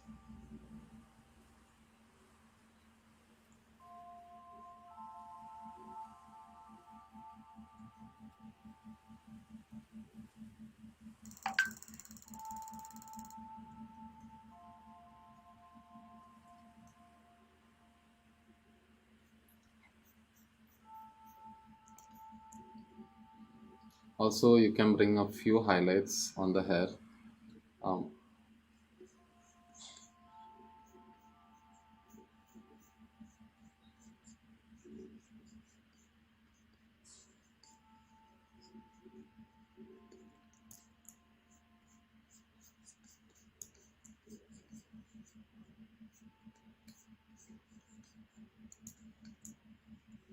Maybe add a few finishing touches.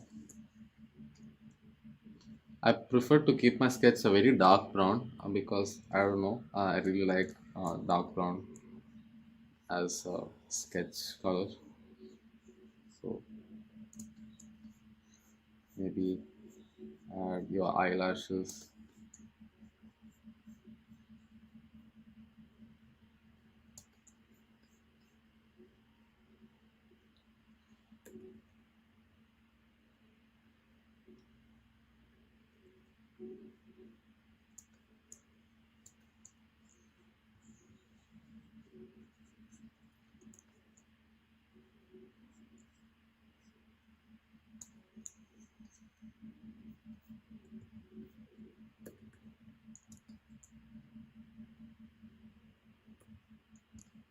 All that's left is to make a.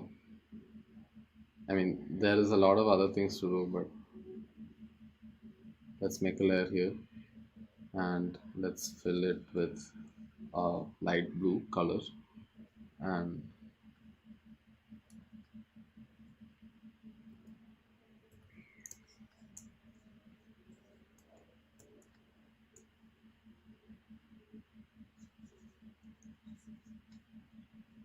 that concludes one of the very basic approaches to how I do. Obviously, you need to give a lot of time to flesh out the stuff, flesh out the details. But this is pretty much the basic. You can add a earring here, make it a bit more light, and add an earring. Maybe add maybe add a sparkle.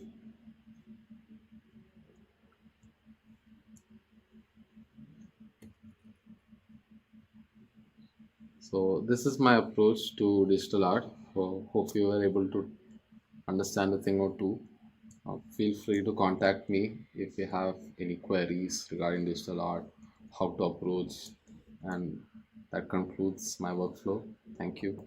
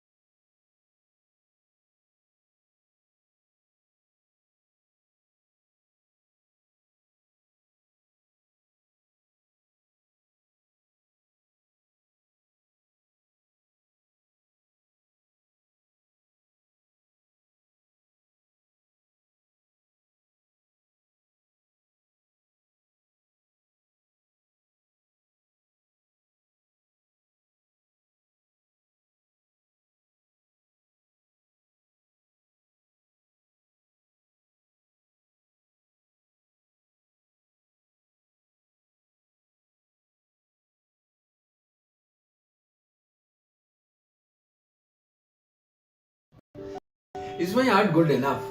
Should I pursue a career in creative industry? And in case if I want to, how do I convince my parents or maybe myself? Well, if you are having such thoughts, well, congratulations, you are on a right track. That at least you are considering such. So, even I had during my days, initial days, and I still have many times whenever I take a new decision, and it's quite obvious because it's not a very conventional path. And by sharing my journey so far, I would like to help you out maybe in you resolving your doubts. So, hello everyone, I'm Manmohan Malani. I'm a visual artist, content creator, an educator, and a positivity spreader through my artworks, illustrations, paintings, animation, and throughout all my other works. I've always been driven by curiosity, creativity, and hard work. I love to create new things, take new initiatives, and spread positivity. I did my BTech in electrical and electronics in 2000. I'm from batch of 2019 from NITK Surathkal.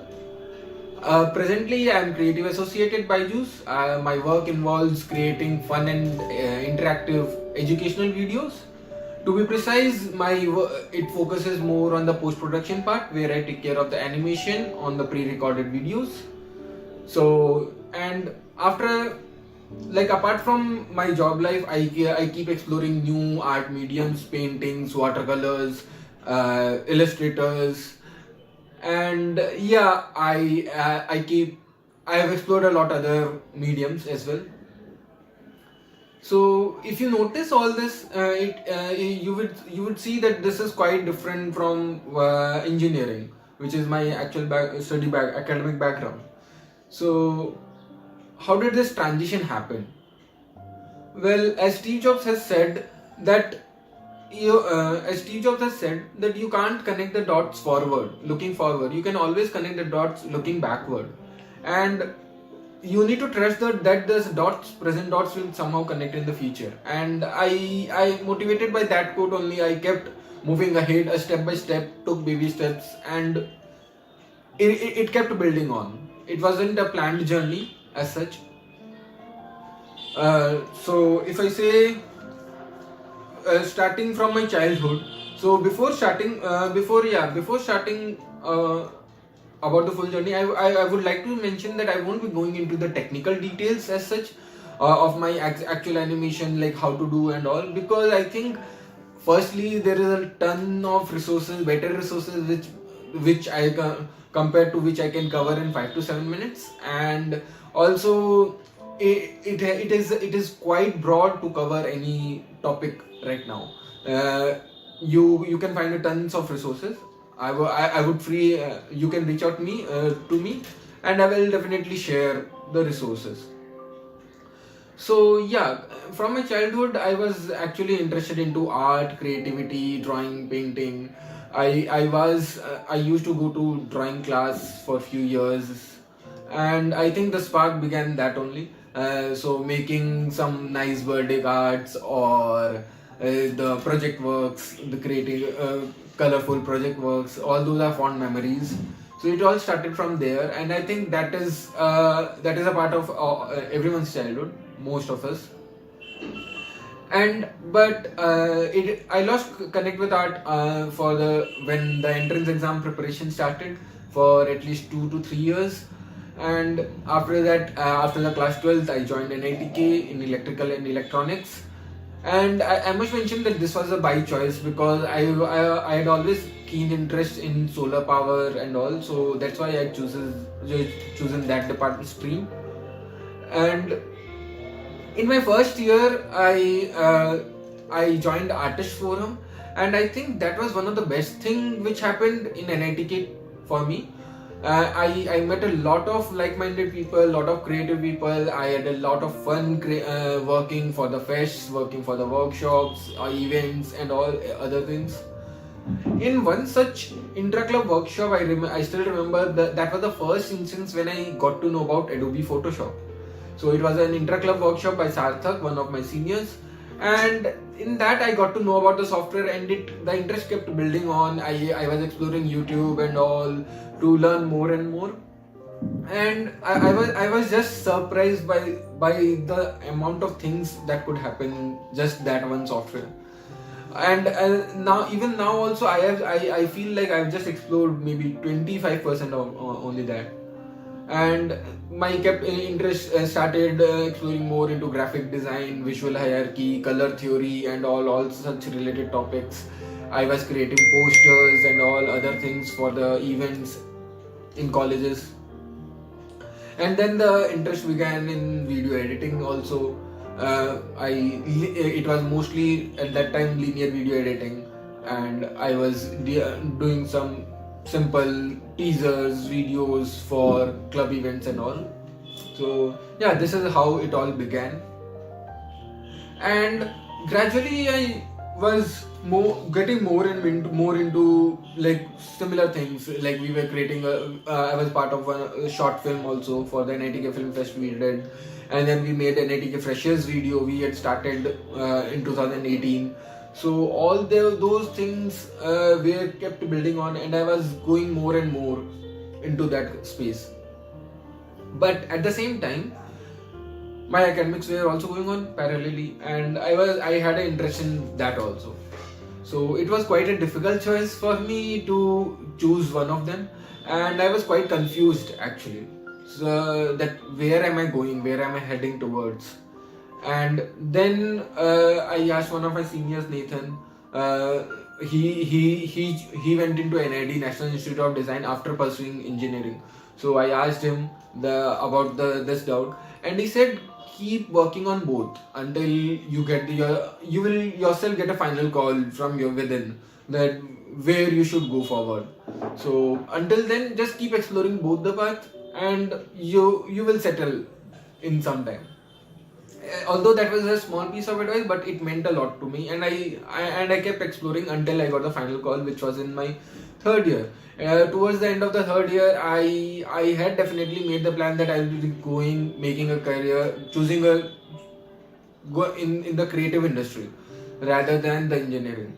And I had started learning more and more softwares and all. And at that time, when you choose that it won't be more as a hobby, it will also be a profession, then it becomes a very different thing. Coming from the there are two major questions basically. First is, should I choose a career in creative industry? And the second is, how do I convince my parents if I want to do that? So firstly, I think for the first question, I think we need to be I would say my point of view, which is basically I had always kept in mind that I should be financially stable to choose such a career. It shouldn't only be passion driven, it should be financially goal oriented also, because it's quite important to because you, at the end of the day, you need to pay your own bills and you need to support your family as well, unless you are a rich kid. So you need to be a financially driven goals you need to have, and it's okay to keep it as a hobby, that is also fine.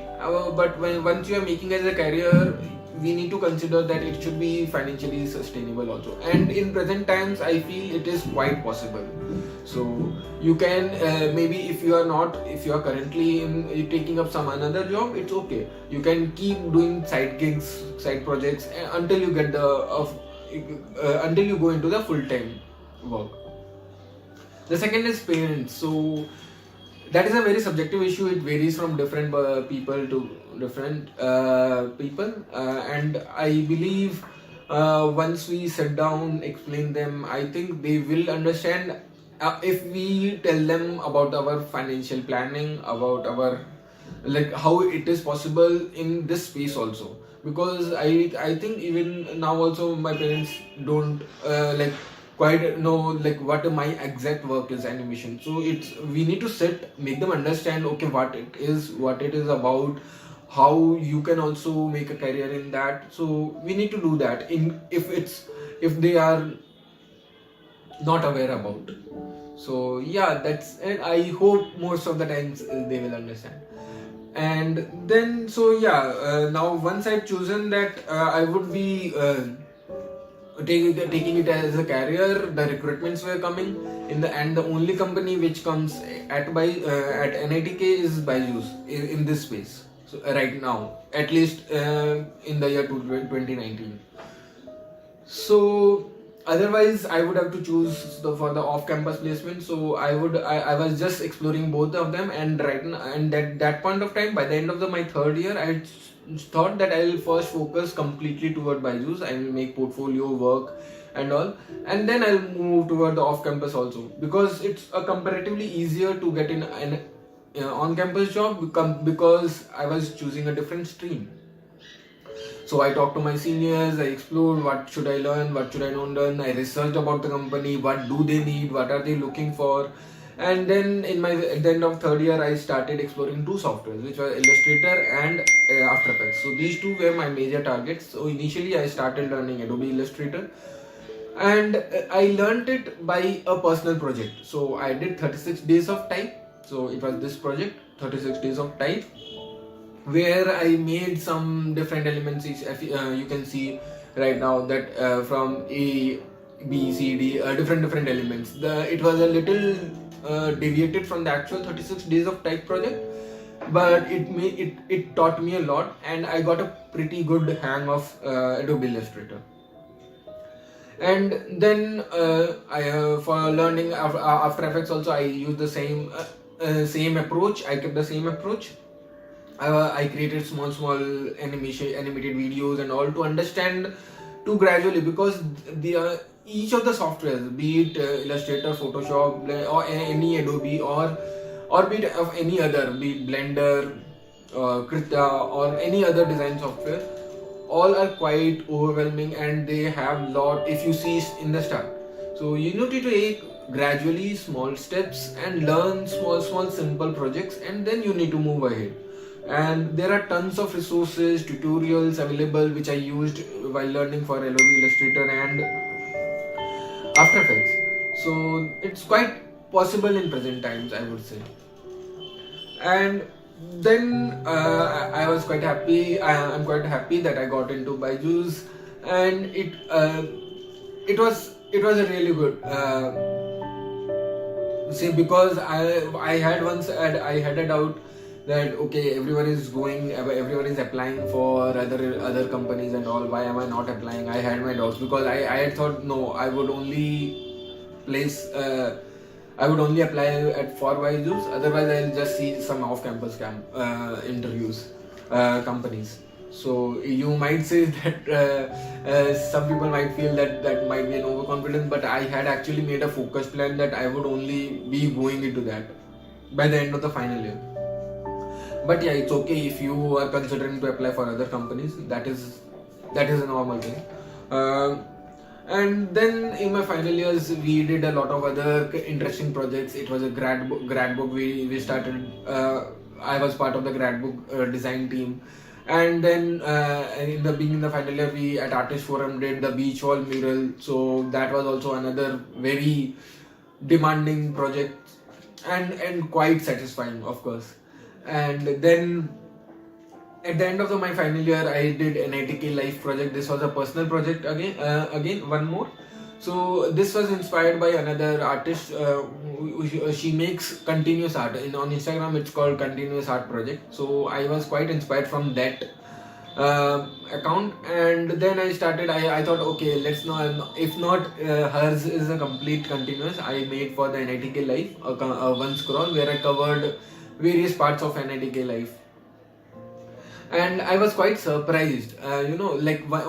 Initially it was quite easy to start the project, and then the final laps, and then come finish off, it becomes a little difficult. But I had in mind that okay, I'll finish off, and one of my seniors suggested, why don't you print and sell this scroll? I wasn't very. I never thought people would be taking, but I was quite surprised when I asked on Instagram poll that would you like to create get such NITK scroll, and people were like, I was very extremely happy. And that was the first moment when I was selling my artworks. Like I think I had never sold as such, and that was the first instance. And it taught me a lot from starting from taking orders, shipping, delivering, packaging, and everything. I got to learn a lot of new things. So I would say one thing, that don't think people. What I mean to say is, take the bold step. Take sometimes it might work, sometimes it might not work. Right now I'm telling only those things which have worked for me, but there are many other things which haven't worked, and that's okay. You need to just keep taking the steps forward, and sometimes it might and sometimes it might not work, so it's okay. And don't also another thing which I would say, this is coming out of don't be like sometimes when we are on Instagram, Facebook, we are driven by likes, number of likes and all, but it's it is made, the platforms are made in such a way that we are just constantly checking about likes and all. But it's okay, sometimes good things will happen when you won't expect even. So it's okay if you don't just judge your artworks through the number of likes. And yeah, so coming again, I have explored a lot other things. I have done Inktober. So if in case you are into drawings or creative industry, I would highly suggest doing Inktober. So Inktober teaches a lot, and finishing it is the major task. Like starting and doing the first, I have done twice, and starting and doing for the first 10 days, it's okay, it goes smoothly, and then finishing off teaches you a lot of patience, hard work and perseverance. And I frankly speaking, for the first Inktober I did, I completed it in 2.5 months, but I'm quite happy that I finished it. And through that project I explored patterns of India, like different patterns. So it taught me a lot of new things when I did this Inktober project. And this year also I did Inktober, and it has always kept me, like, it pushes you to be a little more creative. So yeah, you can give it a try. So then yeah, right now presently I'm working after I joined Byju's, I've been exploring 2D animation and a lot other things. I've learned a lot new other things, from pre-production to post-production and a lot more. And I've always kept the growth mindset in the learning approach, because there are so many things in the creative space which are happening, and there's no limitation.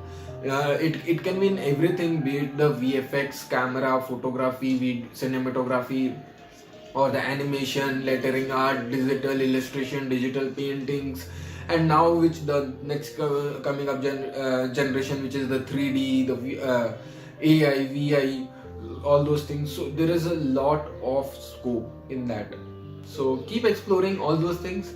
And yeah, so presently in the lockdown phase I explored a lot of watercolor paintings, and that started a new horizon for me, because I had never explored watercolors much. And then I was creating watercolors, I was learning, and I wasn't perfect. And one of my dreams was to make an art calendar. I was quite inspired by Alicia Souza or Pranita Art's calendars, and I thought, why not I would make. And then this year finally I made somehow, and I chose animal rights theme and watercolors as the medium. So I was quite happy, like it was a very satisfying to finish off. I would say that in this calendar, for me, I kept progress over perfection, because I knew I wasn't that perfect in watercolor paintings, but I thought, no, let's finish this off this first time. Next year I will make a better one. So keep that growth mindset always. Yeah, so yeah, this is so far. I think by my experience, maybe you have picked up few points. And then yeah, one of the last thing which is always there is art style. So how do we like I was just researching, how do I find my art style, I was making notes and all, taking points. Then in one of the videos, one of the artists suggested that art style is something which you invent. It's something which you discover over the course of the time. Like keep creating, and over the course of time naturally make your own art style. So it's you don't we don't need to sit and analyze. And even now also, I won't say I have found my art style. So just keep creating content, and someday you will find art style, your art style. So concluding all this, I would say a few tips which I would maybe summarizing all whatever I spoken about. So the first thing is keep the learning approach, keep the growth mindset. There are tons of resources available. Just keep learning, connect with people. The second thing is connecting with like-minded people. Ask them their experience. Maybe collaborate with them. Exchange, because getting to know a lot of new people exposes you to the new forms of artworks and new forms of mediums, new inspiration. Look around for other source of inspiration. And the third is start doing, start creating, because whatever sometimes which we visualize in mind, we think we have achieved, but we haven't. So we need to start at some point of time. We can't keep planning, or we can't keep making it perfect. We need to take the baby steps. And the fourth is creating projects, creating personal projects, or maybe for doing freelancing if you are in a regular job. So do small projects and all. There are two benefits. First is it enhances your portfolio. So whenever you are going for any job or maybe freelancing, people ask for portfolio, like what the work you do. So through your personal project, you can show, okay, these are the things which I have been doing. And also second thing, it's a good way to learn yourself through personal projects. Instead of following only one tutorial, if you do your own project, you will face a lot of new set of challenges, and you will also get to know that, okay, whether is it my thing. Because sometimes initially when we like if I open Illustrator, I would say, okay, this is fascinating, I'm loving it. But once when you create a project, you understand actually the nitty-gritties of that thing.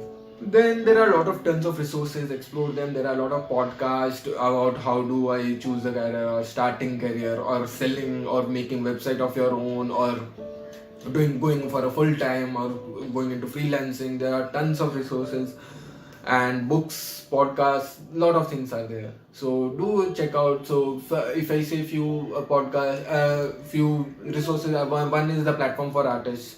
That is a really good, so it has been good resources. They have a lot of podcasts and all. Then there is another is Illustration R.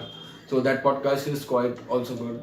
And so when it comes to book, one of my favorites is The Steal Like an Artist. So that is a quite good book. So then one of the other important thing is finish what you have started. So a lot of times we start the projects, and then the first 25% is quite easy, then 25 to 60% we achieve somehow, and then the last one is a little difficult having done so. So I would say always try to finish what you have started, and sometimes look for the perfection, but keep the progress over perfection. So keep the progress in mind. And yeah, the last and the which I as mentioned, that keep passion and financial oriented goals. Do passion oriented goals, because in a practical life we need to look after everything. So yeah, but don't ever compromise your passion. Keep creating, keep discovering, keep learning new things. So yeah, that's it. At the end, like as Steve Jobs, as I quoted earlier, that trust that the dots will somehow connect in future. Maybe you are taking up engineering right now, or maybe you are doing some another course which is right now not in your passion of interest, but maybe it will connect somehow in your future. So trust that and keep creating, keep learning. Bye bye.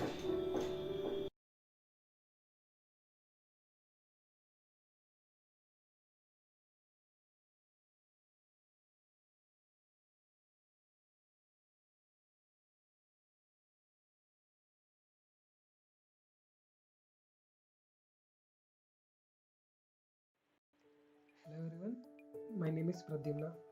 I'm a visual designer and I did my BTech in mechanical engineering from NITK Surathkal. So I'm a 2019 batch pass out and currently I work at Byju's.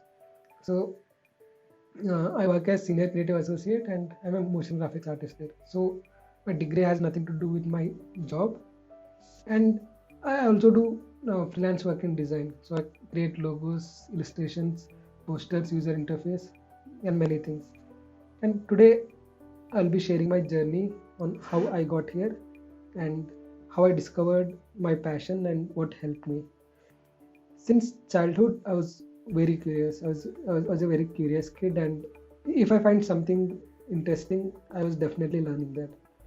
And even though I never went to an art class, I was good at drawing. So and also I was very passionate about it. And yeah, so as a child, I won few prizes in drawing competitions at school, and uh, from high school till engineering, there is a big drop. So I did not do much art there, but yeah, I think it is very common in most of the students' life. Like studies are top priority, and yeah, so because of that, like I did not pursue art like for many years. And like after 10th I took science and science in 12th class, and then I did like I got seat in NITK Surathkal. Like NITK gave me a good chance at being an artist, and after coming here I restarted drawing after many years. And there was a very different type of learning environment here. And there were a lot of clubs and a lot of events were happening every day. So seniors used to come to hostel, and they were sticking posters on notice board every day, and all posters were created by students only. And every time I looked at them, I wondered like how did they create that. Like at that time I had no idea about softwares like Photoshop and Illustrator. I was very curious on how they did it. And uh, I got to know that they used Photoshop, software called Photoshop, but I did not have a laptop back then. So by that semester end, I got a laptop. I installed. I got Photoshop, and yeah, it was just there. I never used it like voluntarily, but like I was drawing regularly. I used to post my drawings on Facebook. Like I had a page there, and I used to post drawings there. And one day, like in winter vacation, like someone asked me to join to design group. So that design group, like they were creating brochures and posters for cultural fest. And like they just randomly added me to that group, and like they gave task to create posters. Like who are interested in this, they can create posters. So like I was interested, and like I didn't know Photoshop back then. So yeah, but I still created a poster and I shared it. It was my first design, and it was easy, and everyone liked that and asked me to share Photoshop file. But I had created it using Canva. So for those of you who don't know what Canva is a like online design tool where you can drag and drop elements and create like posters easily. And there were fixed templates and all, so it was a very easy work on Canva. But like since seniors had asked me Photoshop file, like I did not have Photoshop file. So I panicked basically. So I started searching for Photoshop crash course, and finally I like overnight I replicated that Canva design in Photoshop. Like I learned Photoshop, like I learned basics of Photoshop, and I replicated that same poster. And yeah, like my first design on Photoshop was a copied Canva template, and it taught me a lot. So um, it kickstarted my Photoshop learning. Like from that day onwards, I started using Photoshop every day, and I was like addicted to Photoshop. I was creating something every day. And uh, like that was the end of first year in my college. And later in my second year, uh, like I joined few clubs and all. And like in my second year vacation, there was a startup called SaveMonk. Like in 2017 summer vacation, I got full-time design internship at SaveMonk. So it was startup by our college student only, like final year students. And I was the only designer there. So I learned a lot on my own. Like I was creating a lot of posters. I created some hundred plus posters. And yeah, so by that I got very good at Photoshop and like poster creation. So, but I was restricted to only Photoshop. Like I did not like learn Illustrator or After Effects that time. But uh, like in that startup, there was a requirement for ad video. So, uh, like I had never used editing software before that, but to create that video, like I learned After Effects and I created video in less than 10 days. So I learned and created video both in 10 days only. So it was my first design, and it is still there in my portfolio. And yeah, so like how I learned Photoshop and After Effects, it was like it was basically by pressure. Like I did not wanted to learn that. I was interested, but like starting was very difficult for me. So once I got started, I understood like how it is. And uh, I started using it frequently. Then I also started like like Photoshop was a raster software, and it was very like you cannot create vector artworks in Photoshop. So I learned Illustrator also to create vector artworks, and I was creating minimalist posters and all. So yeah, so Illustrator was very helpful to do that. And so after that 3-month internship, like internship after my second year vacation, like I was very sure about career in design. Like but earlier I was thinking only softwares are important, like I need to master them all. But while working, I realized that like concepts, ideas and techniques behind it are more important than tools. And yeah, so I started spending more time browsing Behance and getting inspiration from others' work. And like if I see the trend, like what trend others are following, then I can create something different and that can be original. So I was looking for that, and I was also reading many blogs and books. So that helped me like that made my basics strong. Like uh, it gives you very good confidence, like, to justify your ways in design. And uh, basically to argue with someone, it really gives confidence. And yeah, so the concepts I learned in design, so they helped me a lot. Like in each of my work, they helped me a lot.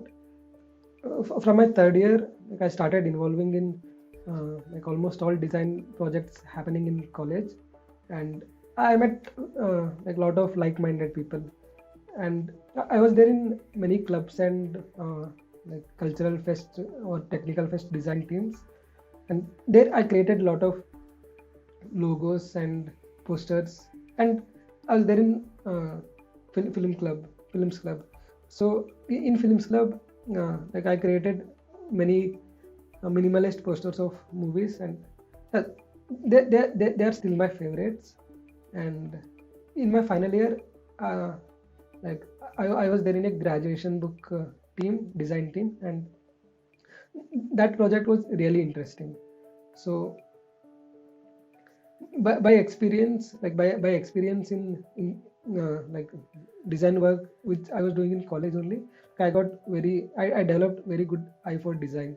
And I was like choosing good colors, good composition.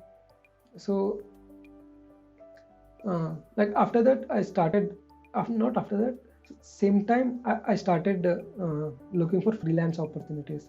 So I signed up on this platform called Upwork, and there I used to send a lot of proposals requesting for work. And after many days, like after sending many proposals, I got my first freelance contract. Like like I used to send many proposals. Like there is a limit of some 30 proposals per month, like for free account, and I was utilizing all of that, all of 30 proposals. And like after 30th proposal, I think I got first freelance contract.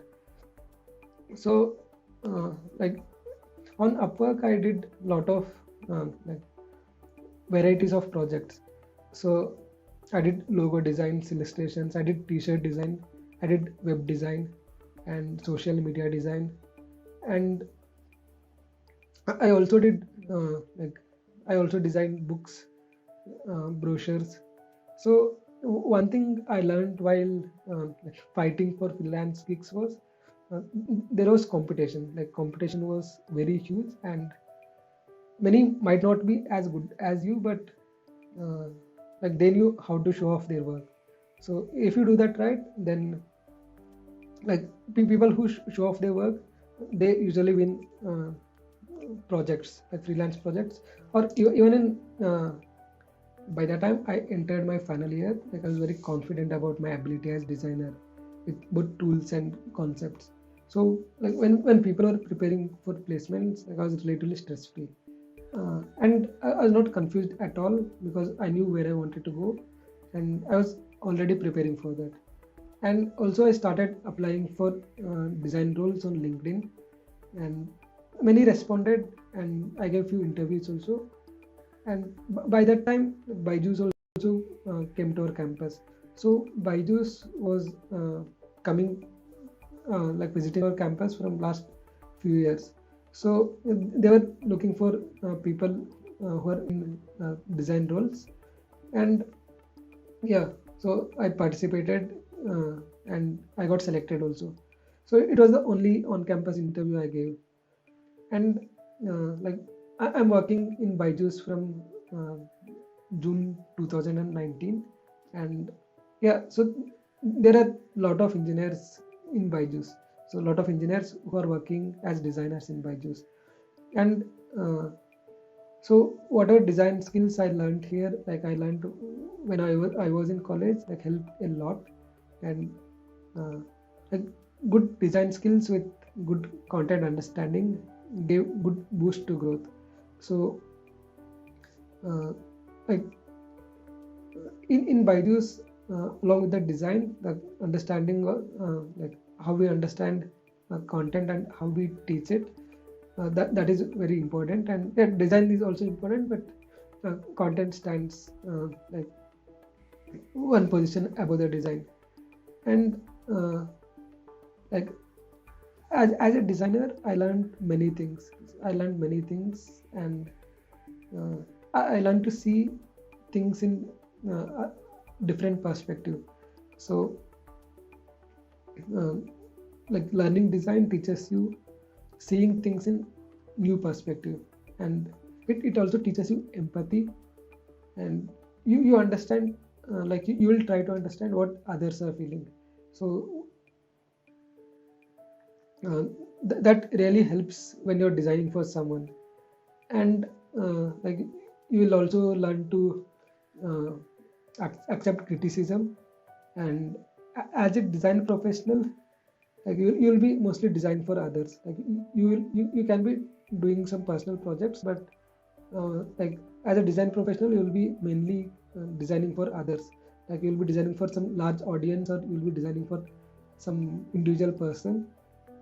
And to conclude, I want to tell that getting a job in design field must not be the end of your learning. You should be learning continuously. Learning is a continuous process, and only then you can develop.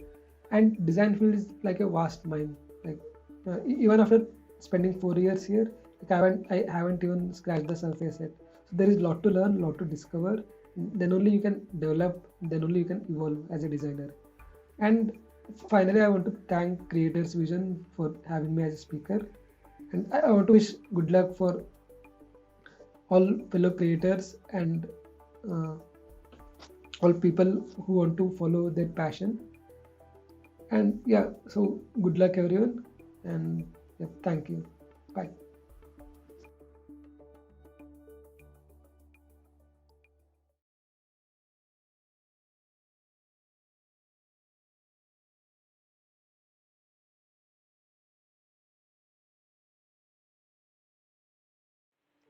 Hello, everyone. My- Hello, everyone.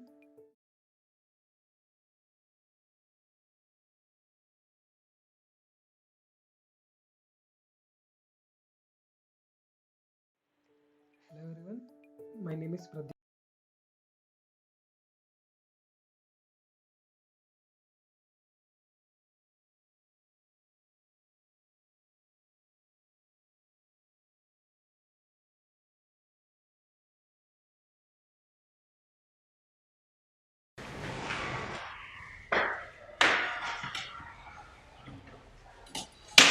So, yes, you, the one who's watching this.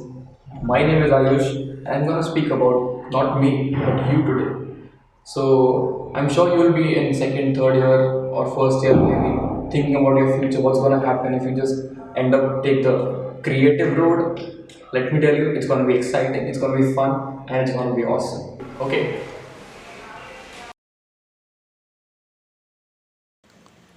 So this painting you're seeing, I just created that like 2 days ago, and I'm not gonna speak about it. I'm gonna speak about my experiences and how you can actually convert your creative ideas into business. So let me begin. So I'll start by saying the first thing you need in any creative field is practice. Now, we all are engineers and we come from a background of solving problems. So, if there is a problem, of course, we can solve it. Now, like many people ask me, like, why did you choose that color over that one, or why are you doing that frame composition in this? So, practice gives you confidence. Confidence gives some value to your words, and therefore, if you have those experience into those softwares and all, then you can actually do some nice pitching to investors. So what I can say is, I came to this college to become a civil engineer in batch of 2020, but that was not how I expected. A change started when I was in my first year. I remember taking up tasks to make a digital poster on Photoshop. Now we all sit back and wait for the deadline to show up, right? And then we work on it like assignments. And so did I. I used an app on my phone to make a very, very bad looking poster. Later that day, when the seniors were thrashing me for what I learned, so they were like, "What is this?" and all. So I went back to my room. I learned Photoshop on some YouTube tutorial on like 2x and all. Finished a decent looking poster by midnight. And they didn't like it, but yeah, they had something for my efforts. So what I can say is, you should be constantly into learning, because learning is what that should never end.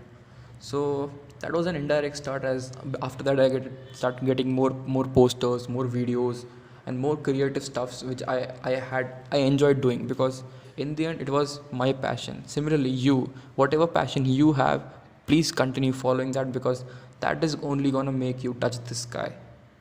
So continuing forward, I started learning Blender, Nuke, After Effects, Premiere Pro, and I use these skills, to make posters and videos for clubs like AF, FARC, MACD, and CSD. Then I also met Prithviraj sir, who enabled me to think ahead, to create innovative ideas in.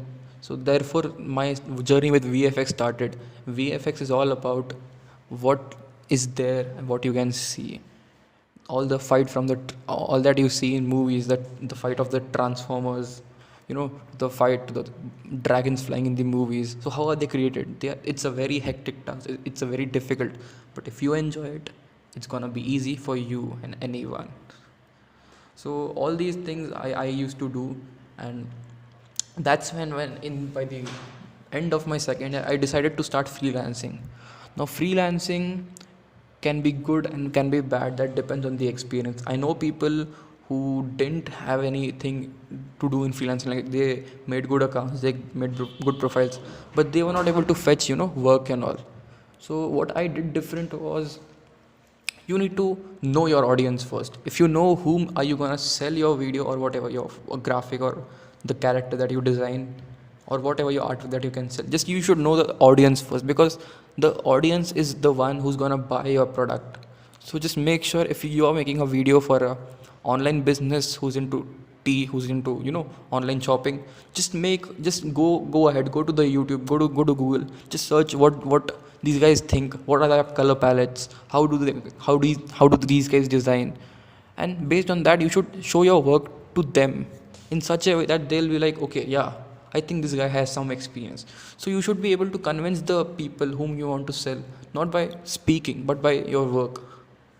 So that's how I started my freelancing journey, and I made enough money to spend on night canteen and Red Rock and other things.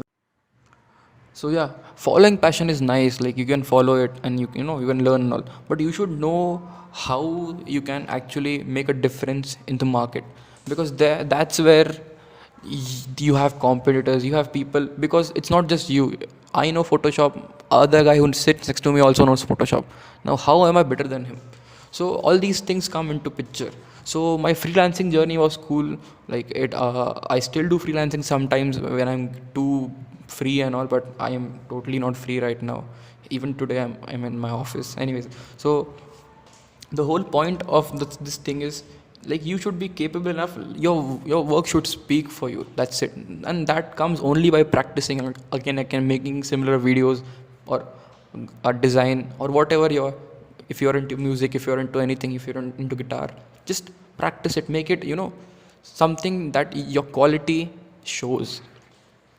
Once you've built that quality, go on, just see how to sell that thing. Just sell, as in, I'm not telling you to just go and sell. I mean how to present yourself, on a freelancing software, on a freelancing account, on a freelancing website. So these things you can actually learn on YouTube, Google. But the most important thing is that you should pick up a niche. If you have a good niche, just pick up that, because a lot of people they have only one task, which is so small, but it is hard. It is hard for some people, but if you're good at that niche, pick it up and just follow that. So that's how I started my freelancing journey, and it continued well till a year, when I met few people who were into starting some startup in our college. So when my third year began, we started the Red Bucket store, which, okay, we made a lot of money with that, and most importantly, we learned a lot. We learned a lot of, like, there was a hell lot of I learned a lot of in management. I learned in how to run a business. I learned what are startups. So also we learned how to transport t-shirts, suits, and all these things from a place to a new place where we haven't even been before. So Red Bucket store was basically we selling customized t-shirts, customized suits, and all these things to a people. I would like to end up by saying that anyone can be creative, or everyone is already creative. You guys just don't know it. So whatever may be your hobby, whatever your skill, whatever you are trying to become, whatever you are trying to learn, maybe because you want a job change, or maybe you're bored of engineering, or maybe you always wanted that. So if you three things are, if you get happy about it, go follow that. If you enjoy it and it excites you, it makes you feel awesome, like me, or it makes you like you won't mind any hardships. Because in a passion, the thing is, even if you're doing a passion job and a normal job, the only difference between these two jobs are, if you do a normal job, you'll get work pressures, you get this and that. But if you do a creative job, there the thing will be that you won't feel the pressure. You'll be like, oh, this is a cakewalk, I'll just do it. So it'll be a lot of fun, and you'll enjoy. Most importantly, you'll learn and you'll grow. So always keep learning, keep having those exciting ideas around you, keep investing time everywhere. And yeah, always just, first of all, just know what your audience is and build the product for them, because that's how the product gets sold. Thank you everyone. My name is Ayush Anbore. BTech Civil Engineering branch of batch. I'm from 2020 batch, and it was glad to speak to all of you. Thank you.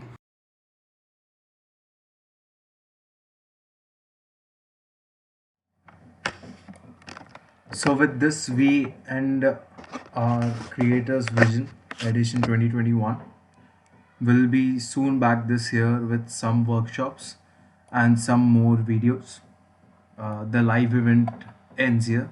Thank you everyone for attending.